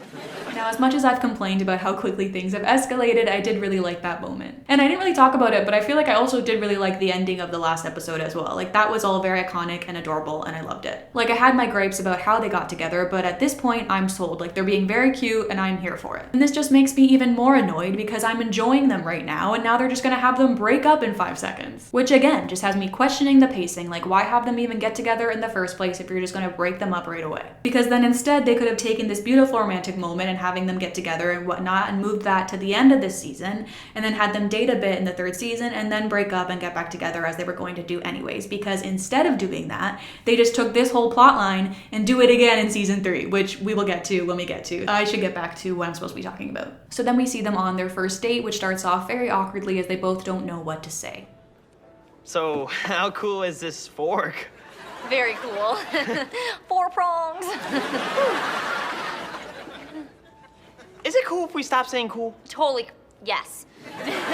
Austin then tries to order for her, but she says that she can order for herself. He then tries to feed her a piece of bread with jam on it, but then ends up smushing jam all over her face after his chair gets lifted into the air. Oh, I feel like I should mention that this is like a magician-themed restaurant, which is why there are theatrics like this. The next day, the two of them agree that their date was weird and like it felt like they didn't know how to talk to one another. Allie suggests that maybe they're putting too much pressure on themselves to be the perfect couple, and they agree to start working on their new song because it's never weird when they write together. What's wrong with us? I think we're putting too much pressure on ourselves to be the perfect couple. You're right. Let's just work on the Butch and Bitey song. It's never weird when we write together. Yeah, let's just focus on our music and everything will be fine. Now, I understand that they're both adjusting to this new relationship that they have, but I do wish that they could have focused a little bit more on that first issue here. Because I do think that Allie was right. I think that they were putting too much pressure on themselves. And I feel like they needed a little bit more time to adjust and get comfortable with the idea of their new relationship, without thinking so much about labels or whatever. But instead, they immediately pivot into their working relationship. When it's like, if things aren't working out in your personal relationship, maybe you should figure that out first before complicating things further by getting your work life involved as well. But anyways, they're supposed to be working on a song to propose to an animated movie. So I understand that deadlines and whatever are at play here as well. So Allie suggests a ballad, but Austin says that he wants the song to be more fun and upbeat. This ends up hurting the both of them as they feel like the other doesn't like their idea. Later, Allie tells Trish that their date was really awkward, and she also says that she was always afraid that this would happen. Trish advises her to not think too much about this new relationship and just go with the flow, which I personally feel like is good advice. I just feel like Allie takes it a little bit too literally. Austin, on the other hand, goes to Des for advice. He asks him what he should do because he feels like he's too afraid to tell her how he really feels about her ideas now that they're a couple. And so Des tells him to try to compromise. So then we see the two of them at their next writing session trying to go off of the advice that their friends gave them. Again, Allie wants to make a song that's more slow and heartfelt, whereas Austin wants to do a fast song that's fun and upbeat. So then Austin decides to compromise, suggesting that they use both of their ideas, which obviously isn't really going to work when their ideas are so polarizing. But since Allie is operating on the advice that Trish gave her, she decides to just go with the flow and agrees. And of course, this results in the two of them making a terrible song. And now it's time for them to go and pitch this song. And this is when they realize that the song is garbage after they go and listen back to it. This conflict then goes on to escalate after Austin says that he was worried about saying anything that might hurt her feelings, and Allie replies that she can take criticism. Allie then says that she was worried if she said that his ideas were childish, that it would hurt his feelings, and then he gets offended for her thinking that his ideas were childish. They then go on to let their personal issues take over their pitch. During this, Austin gets vulnerable, saying that everything was better before they started dating. Allie then suggests that maybe they shouldn't date because it's making everything weird and affecting their songwriting. And then Austin asks if they should go back to being just friends. Butch is starting to think that running a taco truck was way easier before he and Bidey started dating. Maybe they shouldn't date because it's making everything weird and affecting their songwriting. Maybe Butch and Bidey should just go back to being friends. Now this is just frustrating because it's been like how long? Like in show speaking, it's probably been about a week. For them to already be talking about this being the wrong decision for them just sucks so bad. Like, don't get me wrong, I do think that this conflict that they're having is valid, but it honestly just feels like they didn't even give it their best try and are giving up after their very first obstacle. So they're having this whole conversation while this man from the studio is there, and he gets fed up with their antics and takes the stuffed dog that they're holding and shakes it, which leads the dog to explode Azalean brains everywhere thanks to Des and Trish. So then we are back in the practice room. Allie apologizes, saying that she doesn't like how things have been so different, and Austin apologizes too, saying that now that they're a couple, they're too afraid of hurting the other person's feelings. They both agree that they really wanted this to work out, but it's honestly just getting in the way of them being them. Allie says that things were great the way that they were, and they maybe just aren't ready to be a couple yet. So then they agree to just be friends and partners as always. Now, I do think that this is a very mature and thoughtful breakup. And I do like this plot point in general, especially when you remember how young these characters are. Like the two of them just realizing that, hey, maybe we don't really understand what dating means yet for us and are still too young for that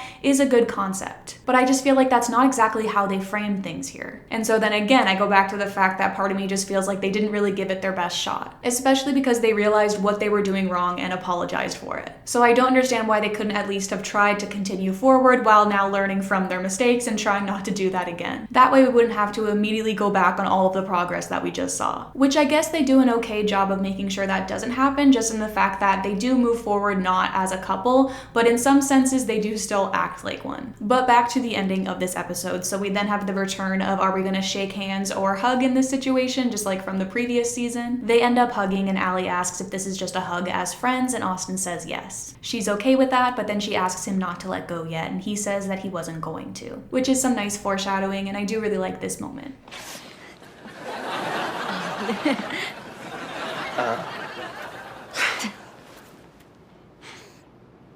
This is just as friends, right? Yeah, just as friends. Okay, but don't let go just yet. I wasn't going to. Alright, so now it's time to go back to Austin and Allie being just friends once again, but this time we actually do have some good romantic undertones like I kind of wish that we could have seen in the first season. But now that their relationship has been redefined once again, let's move on to chapter 3.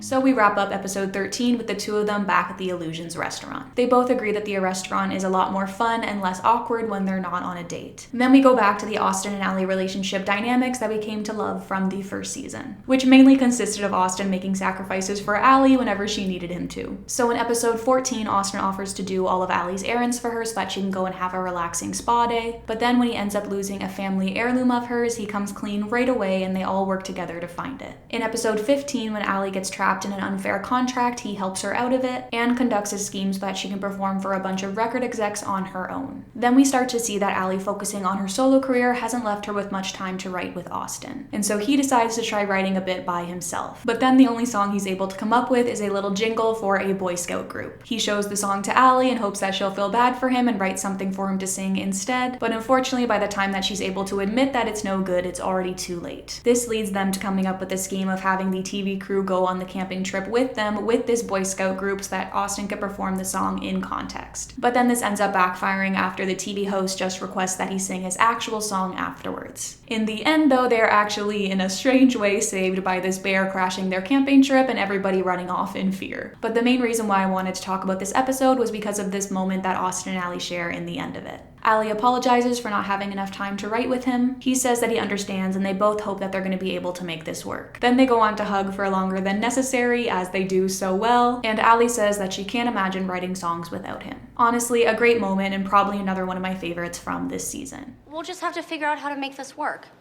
I hope so, because I'm always gonna need you, Allie. That's so sweet, Austin. Bear hug.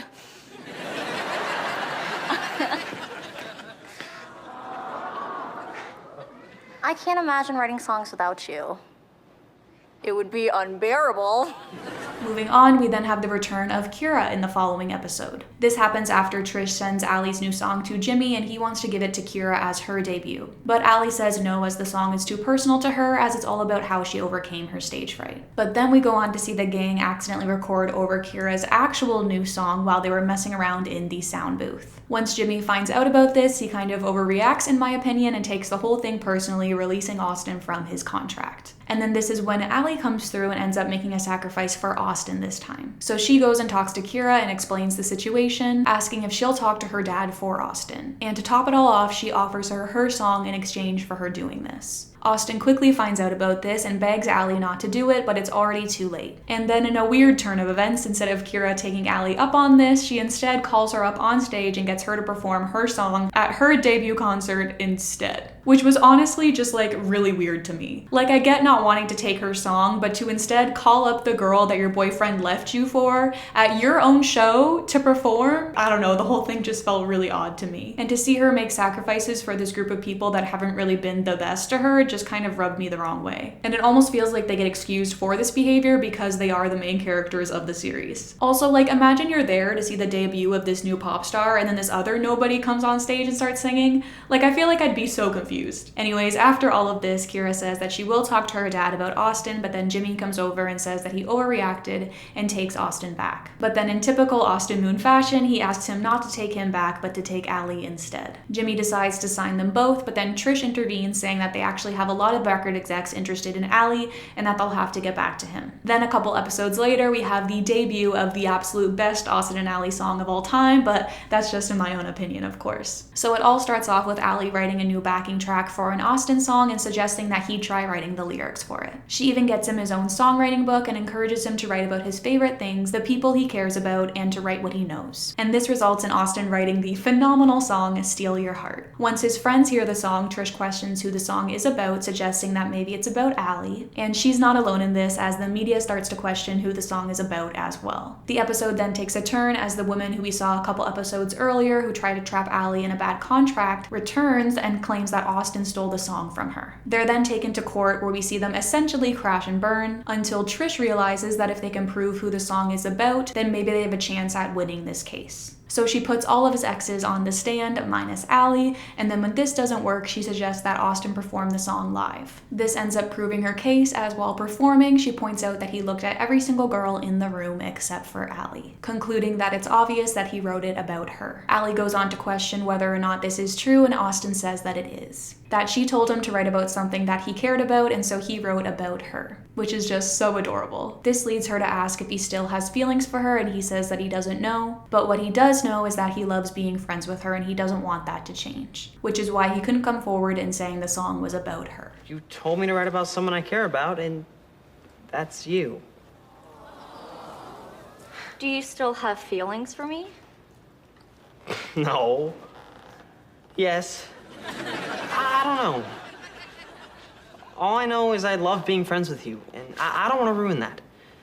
That's why I couldn't say it was about you. Now, I love this moment. I feel like it's so good, and honestly, it just makes the song even better. So Allie says that she understands and that she's glad that they're just friends, but if she's being honest, she kind of hoped that the song was about her. And so yeah, a nice little Osley moment to end the episode. And it's nice to get an episode like this that still talks about them having feelings for each other, even though they have broken up. So we don't get another real Osley episode for a bit, but there is one moment in episode 22 where Austin gets Allie a pair of these like fancy shoes that she's always wanted, and then she refuses to take them off even though they hurt her feet. And so then we see Austin carrying her around bridal style for the majority of this episode. Then in episode 25, we kind of get a summary of the relationship so far, which unfortunately results in some more conflict. So Des has decided to film a rockumentary on Austin and Allie, and they start with reenacting the moment in which they first met. Trish then goes on to add in a scene into the movie about Allie having second thoughts about writing for him. Austin is upset about this as this is the first time that he's ever found out about her having second thoughts. And so now he's hurt to find out that she apparently didn't have any faith in him. I can't believe this! Oh, come on. We were so different. Of course I had doubts about being your partner. Man, Allie, I thought you believed in me. But now I know you had no faith in me at all. Now, I get that this was mainly included to have like a bit of conflict in this episode, but I do think that Austin is kind of overreacting here. Like, we remember how the story goes. He stole her song and they also didn't know each other at all. So it makes sense that she would have some doubts, and honestly, I'm kind of surprised that he didn't have any either. Anyways, Team Austin goes on to try to continue making the movie, but they're struggling as Austin is still upset and holding a grudge throughout the filming process. This causes Des to reveal that Austin has kept a secret from Allie as well. And so Austin goes on to admit that he had met with another songwriter while Allie was too busy with her own career. Which again, I feel like she also kind of overreacts here too, but it's whatever, it's fine, they're kids, I get it. Now the two of them continue to fight, and so their friends decide to shoot the scene where Austin helped Allie overcome her stage fright, as they feel like there's no way they could perform that duet and still be mad at each other. They decide to shoot it in the style of a teen vampire movie, aka Twilight, and I must say, Laura does a fabulous job at her Bella impression. So they go on to perform their song and start to get into it. The song ends and they go on to repeat their lines and kiss, just like we saw the first time. And then they continue to kiss even when Des calls cut. Perfect, we got it. Cut!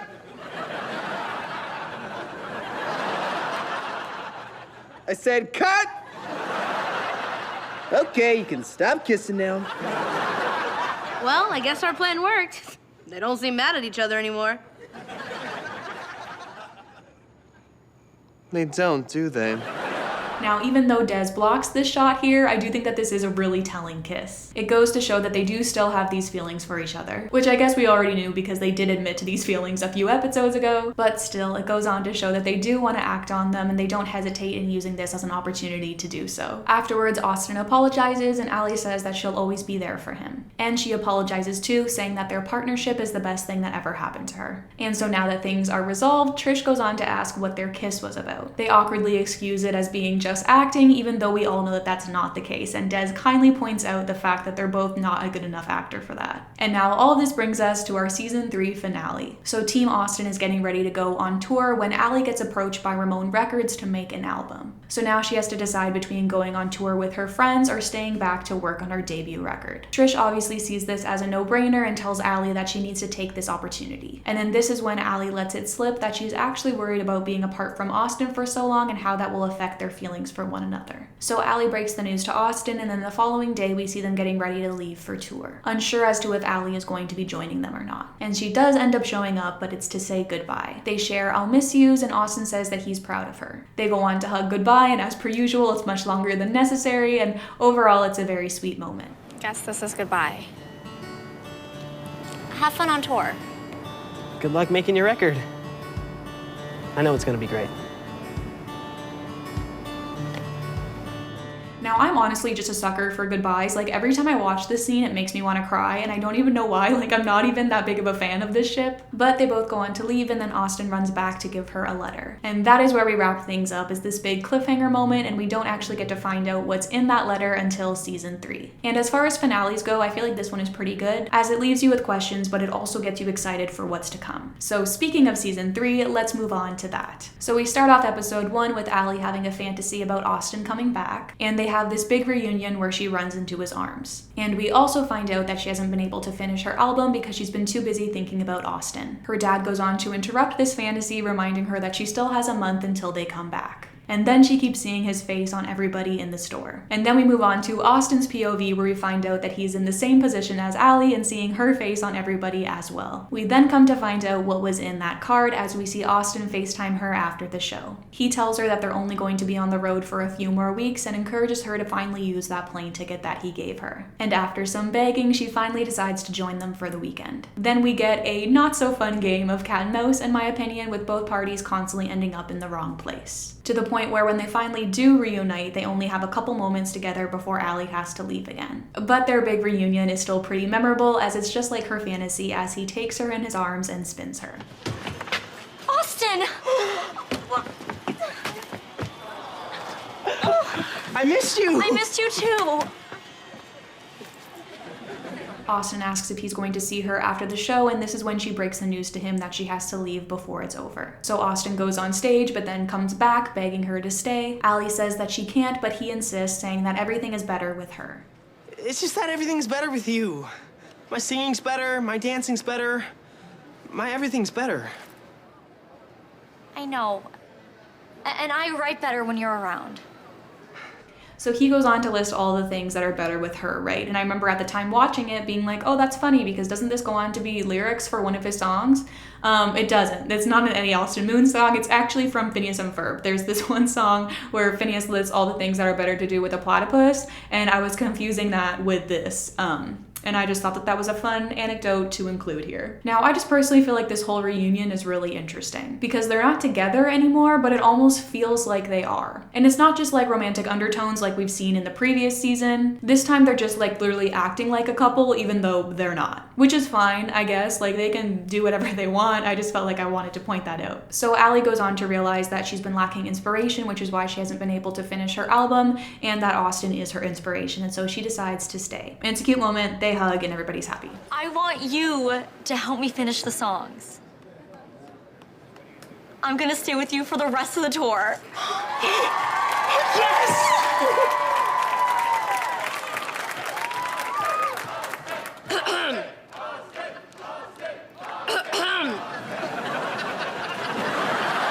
Now, the next 3 episodes include some fun tour antics where not really much happens romantic-wise. And then they return to Miami in episode 4. We find out that Kira and Allie have gotten pretty close ever since her friends left for the summer. And so when they get back, she asks her what's going on between her and Austin. Allie says that they had fun hanging out, but with everything that's going on with their music careers, they decided to remain just friends. But like I said, that's what they claim that they are this time around, but they're definitely not acting like it. And we see this in the following episode, which is their Christmas episode of the season. And there's this ongoing plot within this episode as to whether or not they're going to kiss under the mistletoe. First, Des brings it over to them and Allie asks not to make them kiss as it's embarrassing. Later, they end up under the mistletoe once again and they lean in to kiss, but then Des and Trish interrupt them, which I feel like is my personal favorite almost kiss from this episode just because it really highlights their height difference well.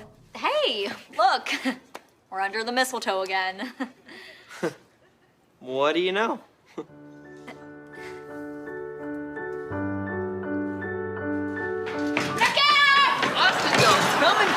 Then at the end of the episode, Austin gets Allie a bracelet for Christmas and they almost kiss once again, but then they get interrupted once again. A couple episodes later, Austin and Allie have finished Allie's album and are now excited to work on some songs for Austin again. The two go on to promise that no matter how big their careers get, they will always write songs together, which is clearly a setup for the head of Allie's record label to come in and tell her that she can't write songs for Austin anymore. So the gang decides to audition some new songwriters, but Austin and Allie are both worried that no songwriter is ever going to be as special as what the two of them have. Then they go on to stare at each other longingly, which apparently they do often, which honestly I'm not surprised about based off of how long their hugs last for. You worried you're not gonna find somebody?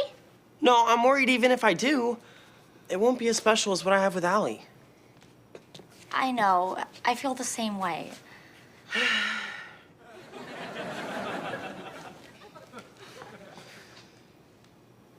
They're doing it again.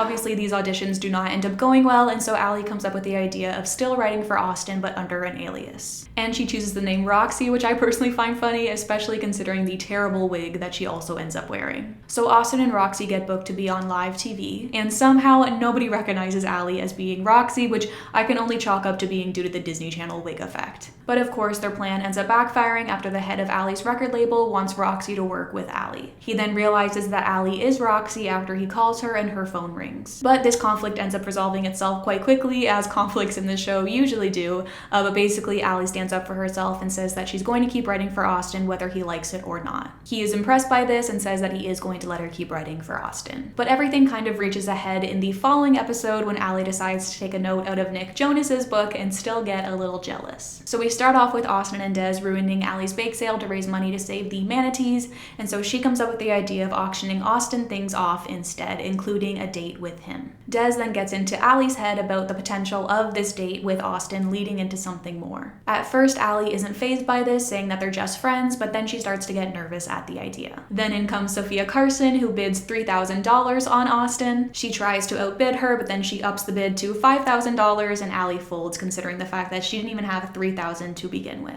Later, we see Allie get annoyed by everyone constantly bringing up how beautiful Sophia, or Chelsea, is. And then she goes on to say that she gets this burning feeling in her chest whenever she sees Austin with another girl. And then this brings her to the point where she also shows up to their date to try to eavesdrop on Austin. Afterwards, Trish tells her that they've already made plans for a second date, causing Allie to feel even more intimidated. And now this whole time, we've only really seen Allie's perspective. And so when we get to their second date, we find out that it's actually not a second date at all. Instead, we see that Austin is helping her out by performing at her little sister's princess-themed birthday party. We also find out that she has a boyfriend and that the two of them are just really big supporters of manatees. But of course, Allie does not know any of this. And so she goes to crash their date, but then she ends up getting interrupted by Austin's crazy ex, Brooke. And then the two of them end up falling into the catering table. Austin and Chelsea come over and they both clarify the situation, explaining that they're not on a date and that Chelsea has a boyfriend. In the end, Austin tells Allie that he could have just told her how she felt, and he says that he wouldn't have gone out with her if he knew that it bothered her. Allie says that she thought she would be okay with it, but then it ended up making her really jealous. Austin understands this and says that he would be jealous too. But he then reminds them of the last time that they tried to date and how it didn't work, and Allie agrees with this. So then Austin says if they're not going to be together, then it's only a matter of time before they both meet somebody else. And then this leads them to accept that it might be time for them to move on and start dating other people. Well, if we're not gonna be together, it's only a matter of time before one of us meets someone else. You think it's time for us to move on and date other people? Maybe. Whatever happens, I just want you to be happy. I want you to be happy too. So basically, this is just like a second breakup, which makes sense because I guess they couldn't truly have them move on while they were still in this like limbo stage. And so I really don't mind seeing them define their relationship here, especially when they kept saying that they were just friends but not acting like that whatsoever. But I assume that this was mainly done so that they could then go on and introduce new love interests, which they absolutely do not waste time in doing. But before they do that, we do get one more Osley plot. So in episode 10, Austin loses his confidence and even develops some stage fright of his own after receiving some bad reviews. Allie comforts him through this and says that she knows he's going to get over this just like she did because she did it with him by her side. Austin says that he used to feel like he could do anything with her by his side, and she says that he still can. Then after a failed attempt, Allie advises him to perform for this critic once again, this time acoustically so that he can really see that he does have talent. So he goes on to do this and does get his confidence back after singing Stuck on You to Allie. And honestly, I feel like this episode should have been before the previous one. Just like chronologically, it doesn't really make sense that Austin would sing this love song to her after they have both agreed to be just friends and move on to other people. But nonetheless, it's still a sweet episode, and now that we've covered it, it's time for us to leave Osley in our past. At least for a hot minute while we cover chapter 4. So Allie is up to bat first as her new love interest comes in episode 13. And now it is time for Austin to turn his chin, music up, and puff his chest. It's time for him to get jealous. I'm sorry, I just love this. So Allie is set to collaborate with hot new country singer Gavin Young, and at first Allie thinks that he's going to be a shallow pretty boy who doesn't have any talent. But then she's pleasantly surprised to find out that he actually knows music theory. Allie then gets excited as she says that she's never worked with somebody who knows as much about music as she does. And then Austin gets slightly hurt by this comment, which also left me a little little bit confused because isn't Austin supposed to be like really knowledgeable with music as well? Like in the first episode, he could play practically any instrument. So I could only assume that he would also know a little bit about music theory, but maybe I'm wrong. So Allie and Gavin hit it off, and then after finishing his song, they decide to work on a duet together as well. Austin is jealous of this as well and worries that she's going to leave him for Gavin. Then he is the one interfering as he goes on to try to sabotage their writing sessions. When none of his plans work, he decides to go to Allie directly, which he probably should have done to begin with, but it's whatever. So he expresses his disappointment in the fact that she never has time to work with him anymore, and then after Allie doesn't hear him out in regard to this, he asks her to choose between the two of them. I wouldn't mind if you left writing with me if it was to write with me. That makes no sense. Look, you have to decide. Is it gonna be Austin and Allie or Gavin and Allie? You're not seriously asking me to choose between you and Gavin, are you? Yeah, guess I am.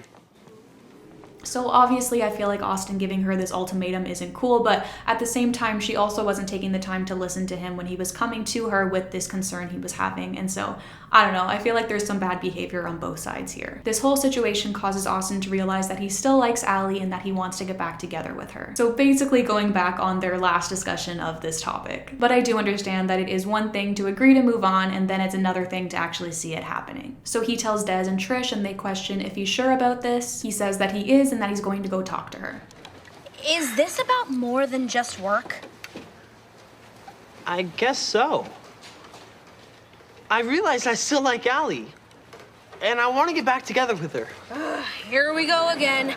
So Austin finds Allie in the practice room and then joins in on her playing better together. She says that she's still mad, and so he apologizes, saying that she doesn't have to choose between the two of them. He also says that he has something that he wants to tell her, but then Gavin interrupts. Austin then leaves them alone to talk, which I feel like was a big mistake on his part because while he's gone, Gavin asks Allie out. Allie says that she's not sure, and so Gavin says that he'll give her some time to think about it. Then we go on to see Allie and Gavin perform their new duet at the school's pep rally. Afterwards, Austin says that they sounded great, and then we find out that they both have something to tell the other person. Allie goes first and says that she's not going to be working with Gavin anymore because they decided that they don't want to complicate things. Then she explains further, saying that they shouldn't be working together if they're going to date. This hurts Austin, and he says that he should have gone first. But he goes on to pretend that that's great news and that he's fine with her dating somebody else. But Austin doesn't stay sad for long because in the following episode, we see him meet his next girlfriend. So we begin with a bit of a time jump. Allie and Gavin are celebrating their 1-month anniversary, and after they leave, Trish asks Austin how he's dealing with all of this. Austin admits that it was weird at first, but now he's ready to move on. This causes Des to suggest that they set him up with his girlfriend Carrie's sister. He shows her a picture, but Austin isn't interested as it's an older picture and she looks a little bit dorky in it. Then later, we see him unknowingly meet Carrie's sister on the beach. He asks her out and she says yes. But then she goes on to drop him after she finds out what he said about her older picture, concluding that he's shallow. He tries to prove her wrong, and then she decides to test him by making him believe that she's an activist who's against all of these things when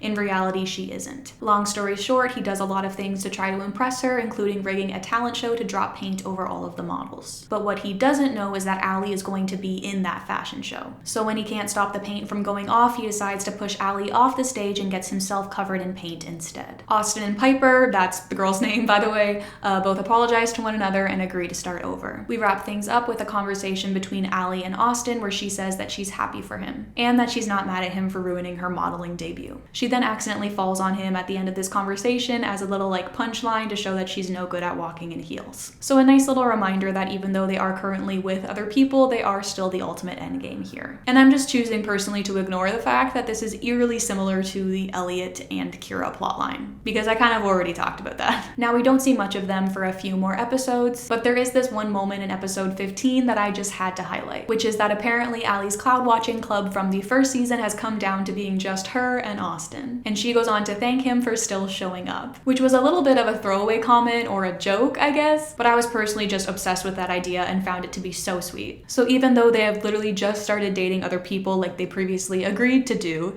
it's time for them to get back together. Because like I said, we're just doing the same thing we did in season 2. But at the same time, I get it. Like, they both agreed to try to move on, and now that they have, they've come to realize that nothing compares to their connection. Part of me feels like they could try harder. Like, they could date more than just one person before going back to each other, but it's okay. I don't really care that much. Moving on to episode 16, Austin practices asking Piper to prom on Allie, which is a little bit of a red flag if you ask me, but it's also kind of obvious that they only did this as like a little treat for the viewers. So, you know, prom's coming up, and I think me and you have something really special. And I'd really be honored if you'd be my date to the prom. Oh, Austin, are you kidding me? That's how you're gonna ask Piper to the prom? Boring! So Allie tells him that just asking her to prom isn't good enough and that he has to do a big ask. This leads him to serenading Piper as his big prom ask, and she says yes. Meanwhile, Allie is struggling with Gavin not asking her. This leads Allie to ask Gavin about it, and we find out that prom is on the same night of something else that he wants to take her to, which is an event that his hometown hosts called the Pig Mud Run. And so he wants to take her to this so that he can also bring her home and have her meet his whole family. Once Allie doesn't seem interested in this, he does come through and give her that big prom ask, but Allie struggles in her response and ultimately ends up saying no. Later, Allie explains to Trish that she's just not sure Gavin is the right guy for her. Trish asks if she's going to break up with him, and she says no, but that she just needs some time to think. Then we move on to prom night, where Austin encourages Allie to go to prom anyways, and they share a moment where he grabs her hand and tells her that she looks beautiful no matter what. Allie, don't listen to him. You look great. You always look great. Now, although this is a very cute moment, I definitely think that it's not something that he should be doing while his girlfriend is in the room. Or maybe at all. Like, while you have a girlfriend, maybe don't be flirting with your ex. Just an idea. Then while at the prom, we see that Austin can't stop talking about Allie to the point where Piper brings this up to him. But Austin excuses this by saying that he's happy with her and that Allie's just a friend. Later, we see Trish talking to Austin about the situation that she's in, saying that he has no idea what it's like to be at prom with one person when there's someone else that you'd rather be with. But we come to find out that Austin knows exactly what that's like as we come to see a slow-mo shot of Allie entering. Austin then comes to the realization that he's made a huge mistake and goes on to say that he's not supposed to be there with Piper, he's supposed to be there with Allie. Unfortunately, Carrie, Piper's sister, overhears all of this and is shocked. He begs her not to say anything because he doesn't want to ruin Piper's prom, and then that is when we are left on a cliffhanger. Actually, I know exactly what that's like. Trish, I've made a huge mistake. I'm not supposed to be here with Piper. I'm supposed to be here with Allie. And you're not Trish. We start episode 17 right where we left off. Carrie threatens Austin to give her sister the best night of her life, or else she'll say something that'll ruin his prom. Austin tries his best but still has a hard time fulfilling this request, which makes sense as he had a hard time not bringing up Allie before she was there, so now just imagine it now that she's actually there. First of all, he gets annoyed by Allie being surrounded by a bunch of cute guys, and then later Des and Trish catch him staring at her. But he says that he can't help it, and again says that he wishes he was there with her instead. And then to make the situation worse, or I mean worse for Piper, but again, better for us, Austin and Allie then go on to win prom king and queen. They hug on stage, and then Austin sees Piper and feels bad. And this year's prom queen is... Don't be Allie, don't be Allie, don't be Allie.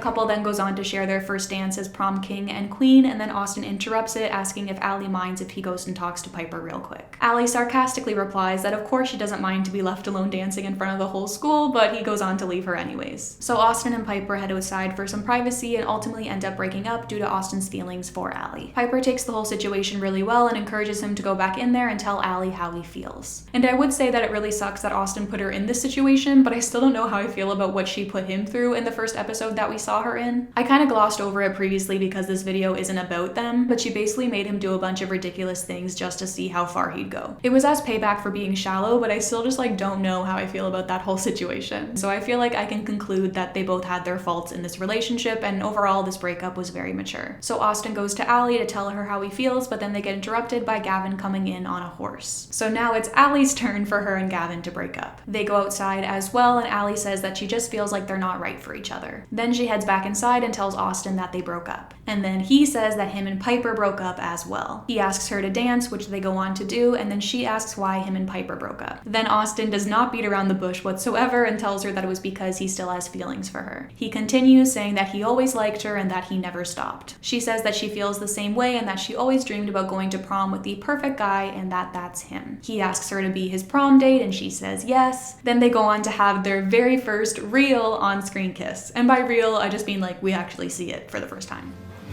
So, I didn't bring a horse or fireworks or anything. And it's a little late, but would you be my prom date? Yes.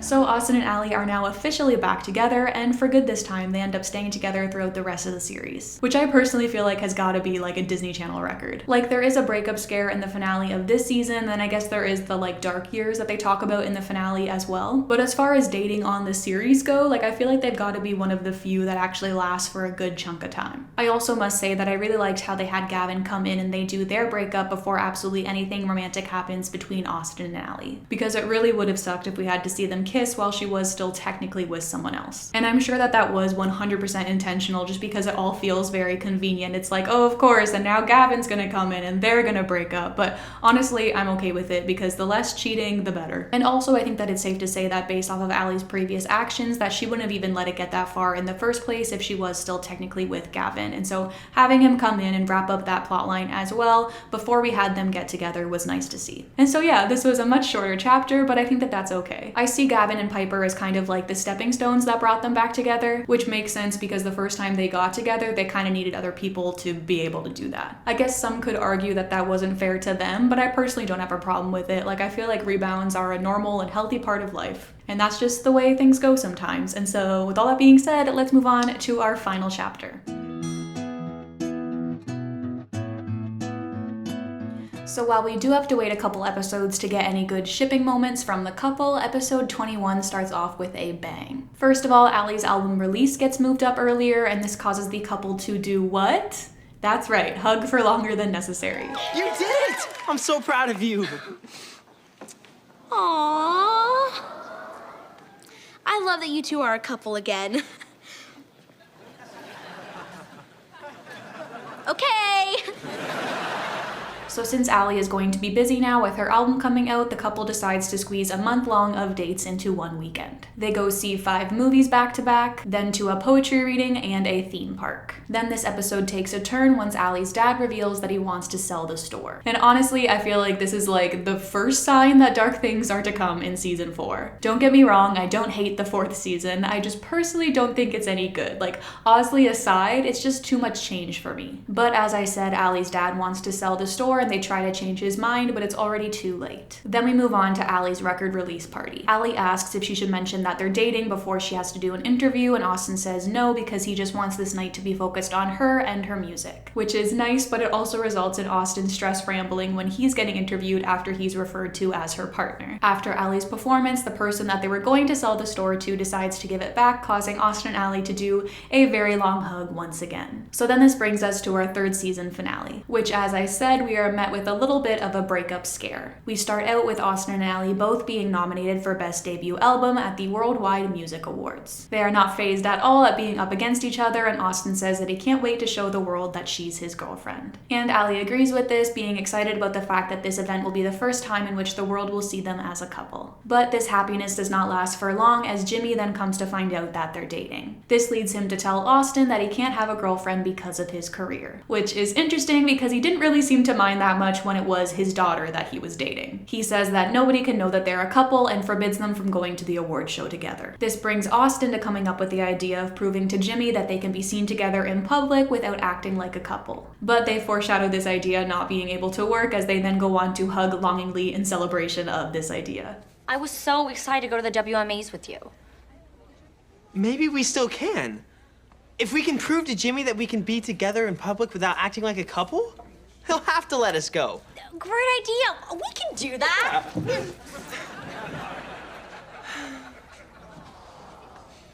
Okay, we can't do that. Nonetheless, they still go on to try and practice this, but then continue holding hands on instinct. They continue, and then we see them in a swaying hug as they tell Des what they're trying to do and how it's not really working out well. Which is funny because they also haven't really been dating for that long, and so you'd think that this would be an easy task for them. But I guess it makes sense that now that they're finally able to be together again, they just have a hard time at keeping their hands off one another. And honestly, I'm okay with that being the case because I feel like it resulted in just such a great scene. What are you doing? Trying to prove we can be in public without acting like a couple so Jimmy won't force us to break up. How's that going? Not well.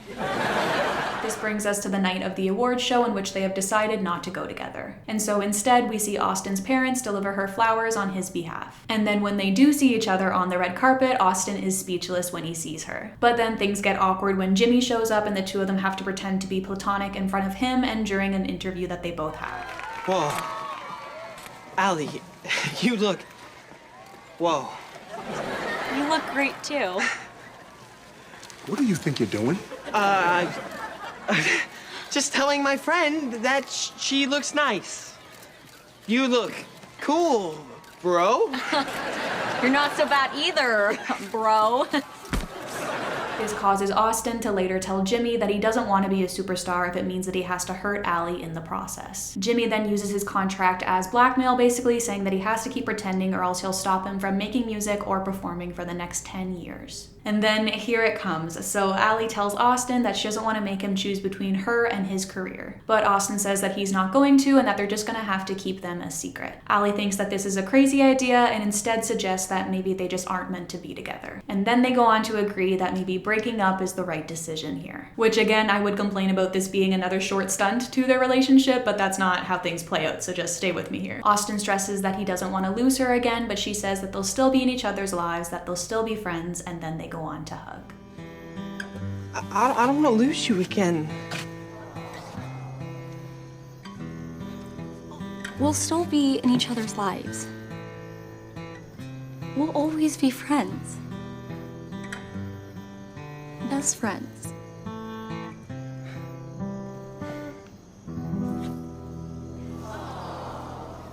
Now I must say, that is just such a good breakup, like 10 out of 10. There's a reason why I included it in my top 10 breakups video like 4 years ago. The "I can't lose you again" line delivery from Ross is just so good. Although I will say, I feel like he never really lost her. Like even when they broke up last time, they were still practically together. I guess he could be referring to the Gavin situation, but that's just so interesting to me because it felt like such a short arc, but maybe it was longer in show speak. So Austin goes on to tell Des that Allie broke up with him, and he asks what's the point of any of this without love. And then this seems to really resonate with Austin. Then Austin and Allie both lose for Best Debut Album, but Austin goes on stage anyways and asks to borrow the mic. Now I think that this is supposed to be a Taylor Swift and Kanye reference, and if that is the case, I really don't like it. I feel like Austin should have won here so that we could have avoided this reference. Because I just don't really like the idea of comparing Austin to that man. And that's all I'll say on that. So he tells everyone that he was so excited to come here tonight and tell everyone that Allie is his girlfriend. And he continues telling Allie that he had no idea that when he met her that she would be the best thing that ever happened to him. That he can't imagine his life without her and that he loves her. Allie then stands up saying that she loves him too, and then she goes on stage and they kiss. When I first met you, I had no idea that you'd be the best thing that ever happened to me. I can't imagine my life without you. I love you, Allie. I love you too, Austin.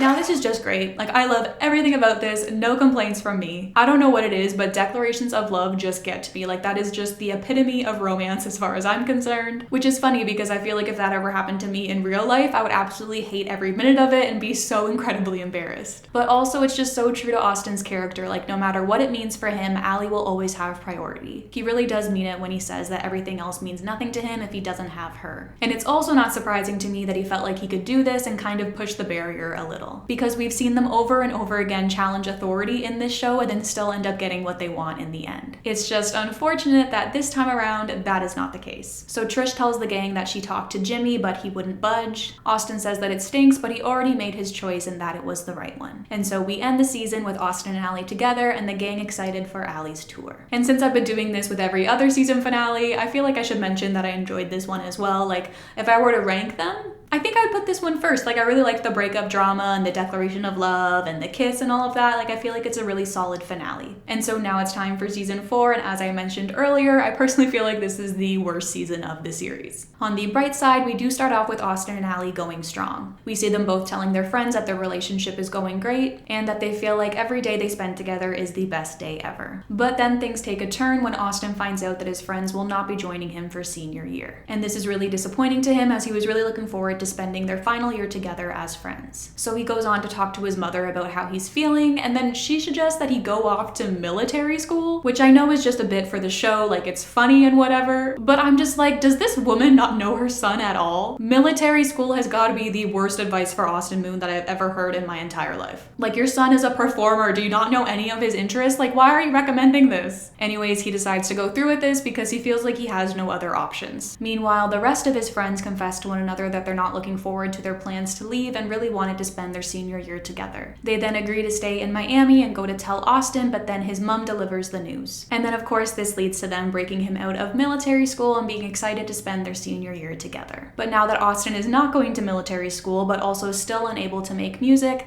it's time for him to find another hobby. So in the second episode, he fills in for Allie for one of her music lessons, and then he finds out that he actually really likes teaching kids music. And then this leads Allie to come up with the idea of teaching kids how to make it in the music industry with Austin. He loves this idea, and Des and Trish agree to help as well. Then in episode 3, we see them change the store into their own music factory. They also ballroom dance at the end of this episode after Allie finds out that he can, which is a little bit of a plot hole considering the quinceañera episode, but I'm just gonna ignore that. But we don't get another true Osley episode until episode 5. This one is guest starring Maddie Ziegler, and so Austin and Allie make a bet that Allie can help Maddie's character find out what her talent is. If she wins, Austin will get her this necklace that she really wants, and if Austin wins, she'll get him a giant pancake. And then when Allie seems to have lost, he goes on to get her the necklace anyways. Austin, you got me the moon necklace? And you added a sun. Yeah, it's you and me. Austin Moon, Allie Daw Sun. Aw, thanks, Austin. And as I'm sure you guys will recall, I had never watched this season of the show before, and so I was just like, what in the soy Luna is this? But I will say that it is a cute scene, and he also got it engraved, and then they hug. And then of course we find out that Maddie Ziegler is talented because she can dance. Who would have thought? And so Allie wins the bet, but she goes on to get him his giant pancake anyways. Moving on to episode 7, in which we have arguably our main Osley plot from the season. So Austin and Allie are in a life skills class in which they are given the assignment of planning a wedding. This causes Austin to fake propose to Allie, and she says yes. Allie, will you make me the happiest man in life skills class and fake marry me? And promise to honor and cherish me until the bell do us part? I do. Let's make a budget for the best fake wedding ever. Now that's one thing I wasn't expecting, for this ship to have so many fake proposals. I mean, I guess if there's only 2, but still, that is way more than I expected. Anyways, they begin with wedding planning, and Allie refers to Austin as her fake fiance and her hubby-to-be throughout the episode. They also decide to dress up for their presentation as bride and groom, and Allie admits that it's a bit weird for her to talk about their future like this, but Austin thinks that it's fun. Then things take a turn when Allie gets caught up at work and leaves Austin to do all of the work on his own. Allie then comes in the night before their presentation and asks what's left to do. He then gets frustrated when she makes a comment about his bad calligraphy, and then he goes on to say that it's not their assignment that he's worried about, but their future together. This leads Allie to apologize, saying that she lost track of what's important, and promises never to push him aside, which is interesting considering the finale that we have upcoming, but we'll talk about that later. Allie says that they've been a lot of things throughout the years, but that they've always been great partners and that she's lucky to have him. Austin says that he feels the same way, and then they hug, resolving their conflict. We've been a lot of things over the years. Friends, boyfriend and girlfriend, ex-boyfriend and ex-girlfriend, friends again. I think I get it. But we've always been great partners. And I'm so lucky to have you. Thanks, Allie. I feel the same way. So Allie still feels bad about Austin having to do all the work for the assignment, and so she decides to do something for him. And so she stays up all night making his dream 7-layer wedding cake. But then on the way to class, the cake is so big that she keeps losing layers as she goes. Then when she finally arrives, Des opens the door on her, causing her to get covered in their very last layer of cake. She apologizes for being late, but Austin says that he's just glad that she's there. Then he boops her on the nose with some frosting, and then she smushes some cake in his face in response. And then they go on to kiss. That would have been a lot cuter if you weren't already covered in cake. Oh, like this?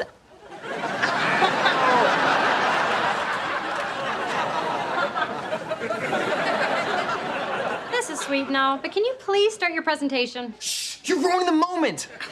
Oh, just kiss her already. So longtime viewers of this channel would know that this is my favorite kiss of theirs from the series. And after watching it, and I guess the rest of the series again, I do still think it is my favorite. And knowing that Allie put in all of this work to apologize, I just feel like makes it even better. They also share a kiss in the following episode after Austin develops this lumberjack persona as an outlet for him to still be able to sing. Allie, Trish, and Des meet this lumberjack man, and Allie can immediately tell that it's him. So she goes on to call him cute and kisses him to the shock of her friends, which I just love. I think he's pretty cute.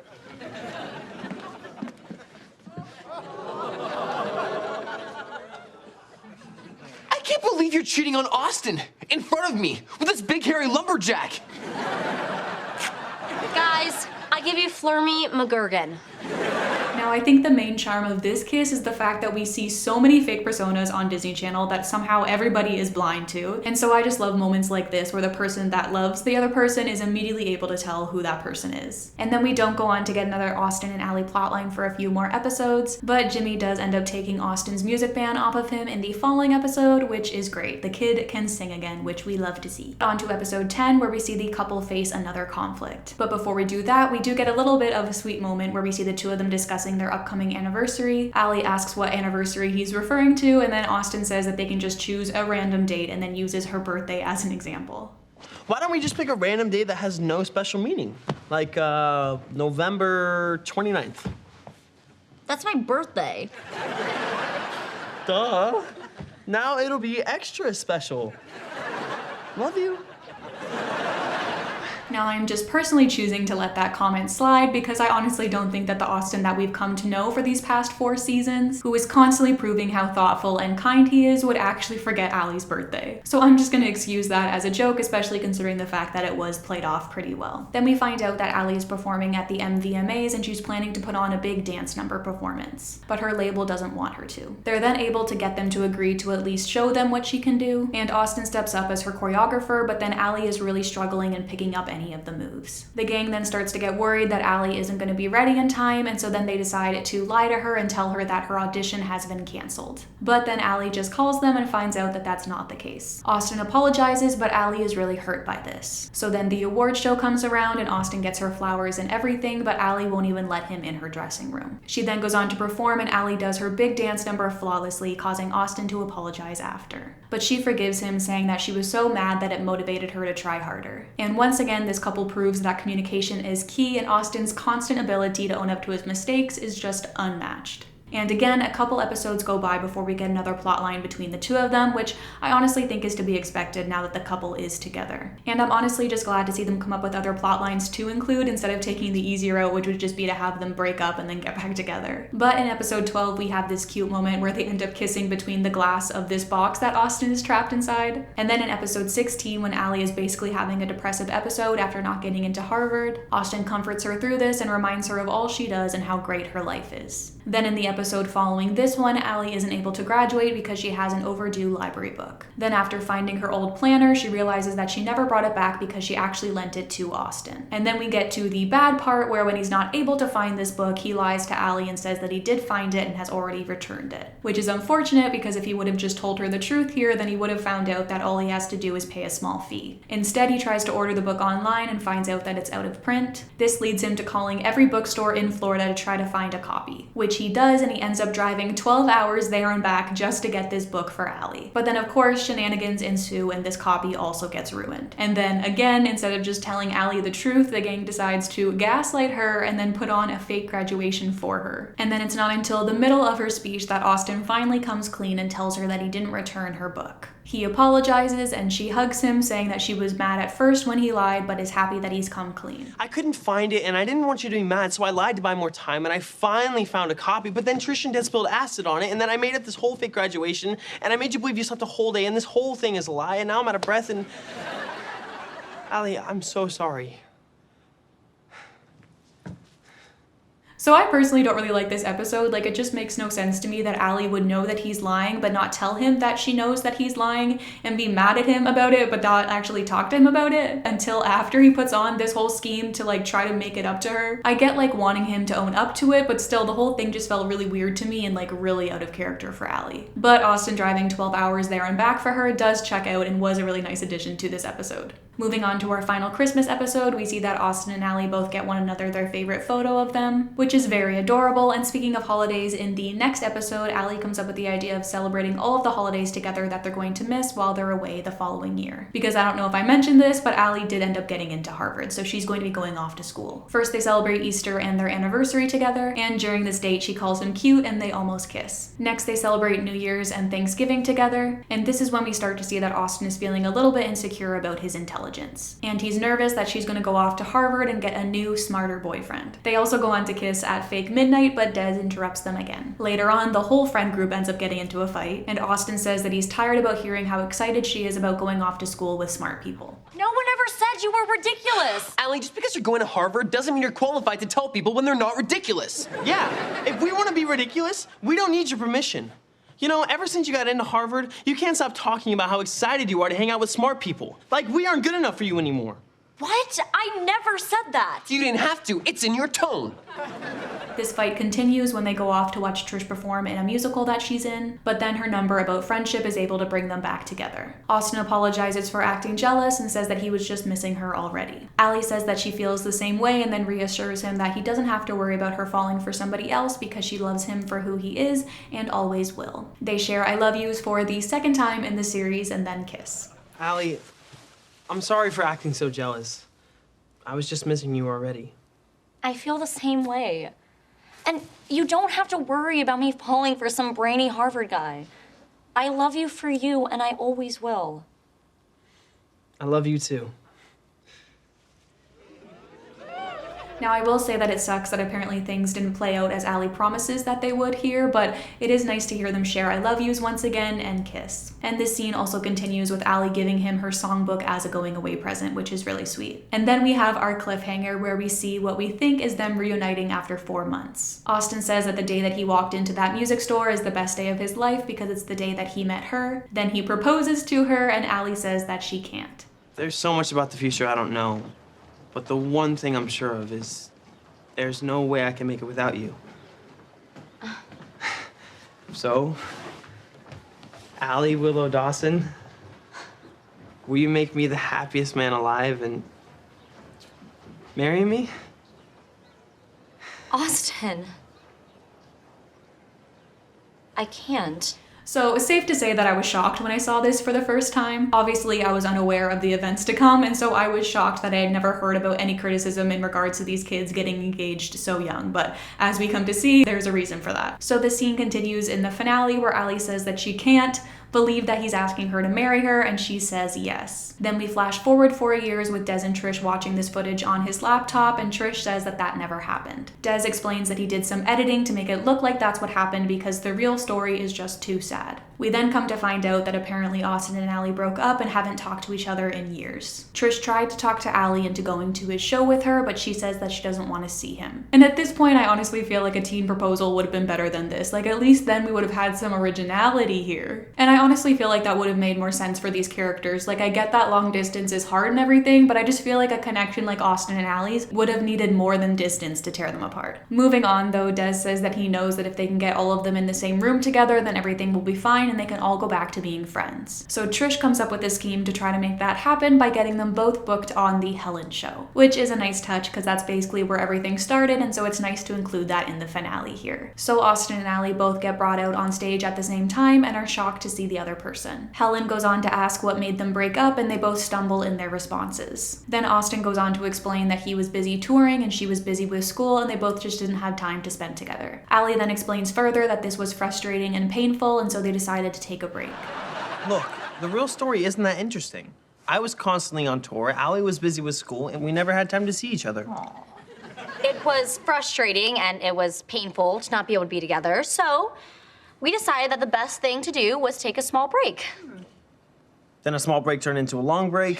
Then a long break turned to a really long break. Then a really long break turned into... Is this really anybody's business? Then we move on to the commercial break where Ally runs off saying that she can't do this. She's supposed to be performing a new song, but as she tells Trish, all of her songs are about Austin. Austin then interrupts this conversation, and they both agree that this isn't how they imagine seeing one another again. They both go on to compliment one another and then say that they miss each other at the same time. Ally then continues, saying that it's been weird not having him around because they used to do everything together. And then Austin says that at least he still had her songbook, as it's almost been like she's been there with him. She's touched that he's kept it this whole time, and then Austin asks if they can sing her song together as a duet. She goes on to show him her song, 2 in a Million, and he says that it's perfect. You know, we always used to be able to lean on each other to get through anything. What if we sing your song together as a duet? Really?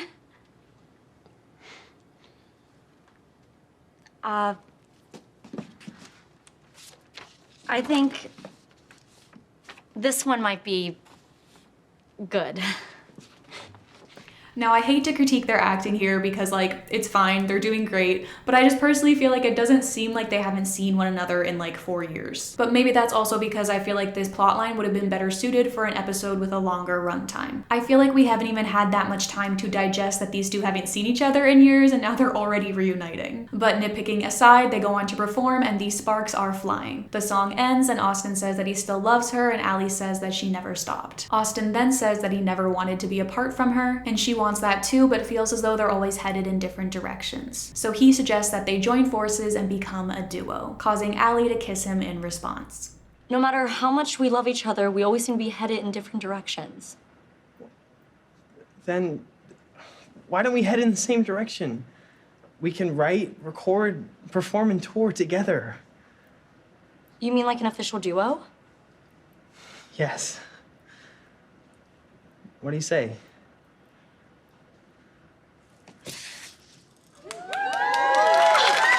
Now, again, I hate to nitpick because I do really like this scene and I think it's a great resolution. I just personally feel like we also could have gotten here without the whole flashing forward and breaking up situation. But at the same time, I understand that doesn't make for as much of a dramatic finale. So Ally then accidentally ends up destroying the Helen show set once again, just like in the first episode. We then have another flash forward, but this time to 10 years later. We see Austin telling their story to their kids, and Ally explains further that they then went on tour together and got engaged in Paris. And then we go on to have their final scene together that honestly makes me cry like a little baby. They go up to their practice room and Austin jokes that they have 18 hours to write the best song ever. Ally then starts playing the theme song on the piano, asking if he remembers it, and why am I getting emotional just talking about it? I don't even like the show that much. Or maybe that's just what I'm telling myself at this point. So like I said, Ally starts playing the theme song on the piano, asking if he remembers it, and then Austin joins in, and that is how we wrap up our series and this ship's storyline.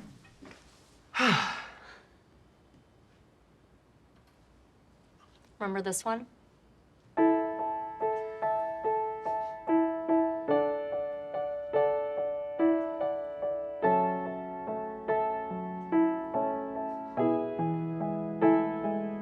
Now, I have absolutely no complaints in regards to this being the final scene. I think it's absolutely beautiful. I feel like the minimal dialogue of it all just makes it more impactful and moving. And I think the jump forward really works this time and almost gives us like an epilogue type of feeling that really allows the show to truly come to a close. And so yeah, that is the Austin and Ally love story from beginning to end, as well of course, my thoughts on every single thing. Please let me know in the comments down below your thoughts on these two and how much they impacted your childhood. I can't wait to read all about it. Overall, I feel like they're a really interesting take as to what happens when your audience immediately starts shipping your two main characters together, whether that's intentional or not. And I personally feel like it was really interesting to see how they chose to play that out with basically giving the audience exactly what they wanted. Because I don't know about you guys, but I personally feel like it's hard to look at season 1 and come to the conclusion as to whether or not us shipping them was intentional or not. But again, if you guys have more insight on this, please let me know in the comments down below. Like, I am so curious to know all of the behind the scenes details on this ship and how they came to be. Like, that's the stuff that I just personally find to be so interesting. And so yeah, I'm sure that this video is a long one. My guess would probably be like 2 hours or so, and so I just wanted to give a big thank you to everybody who stuck around to this point. And I am very excited about the ship that I'm going to be covering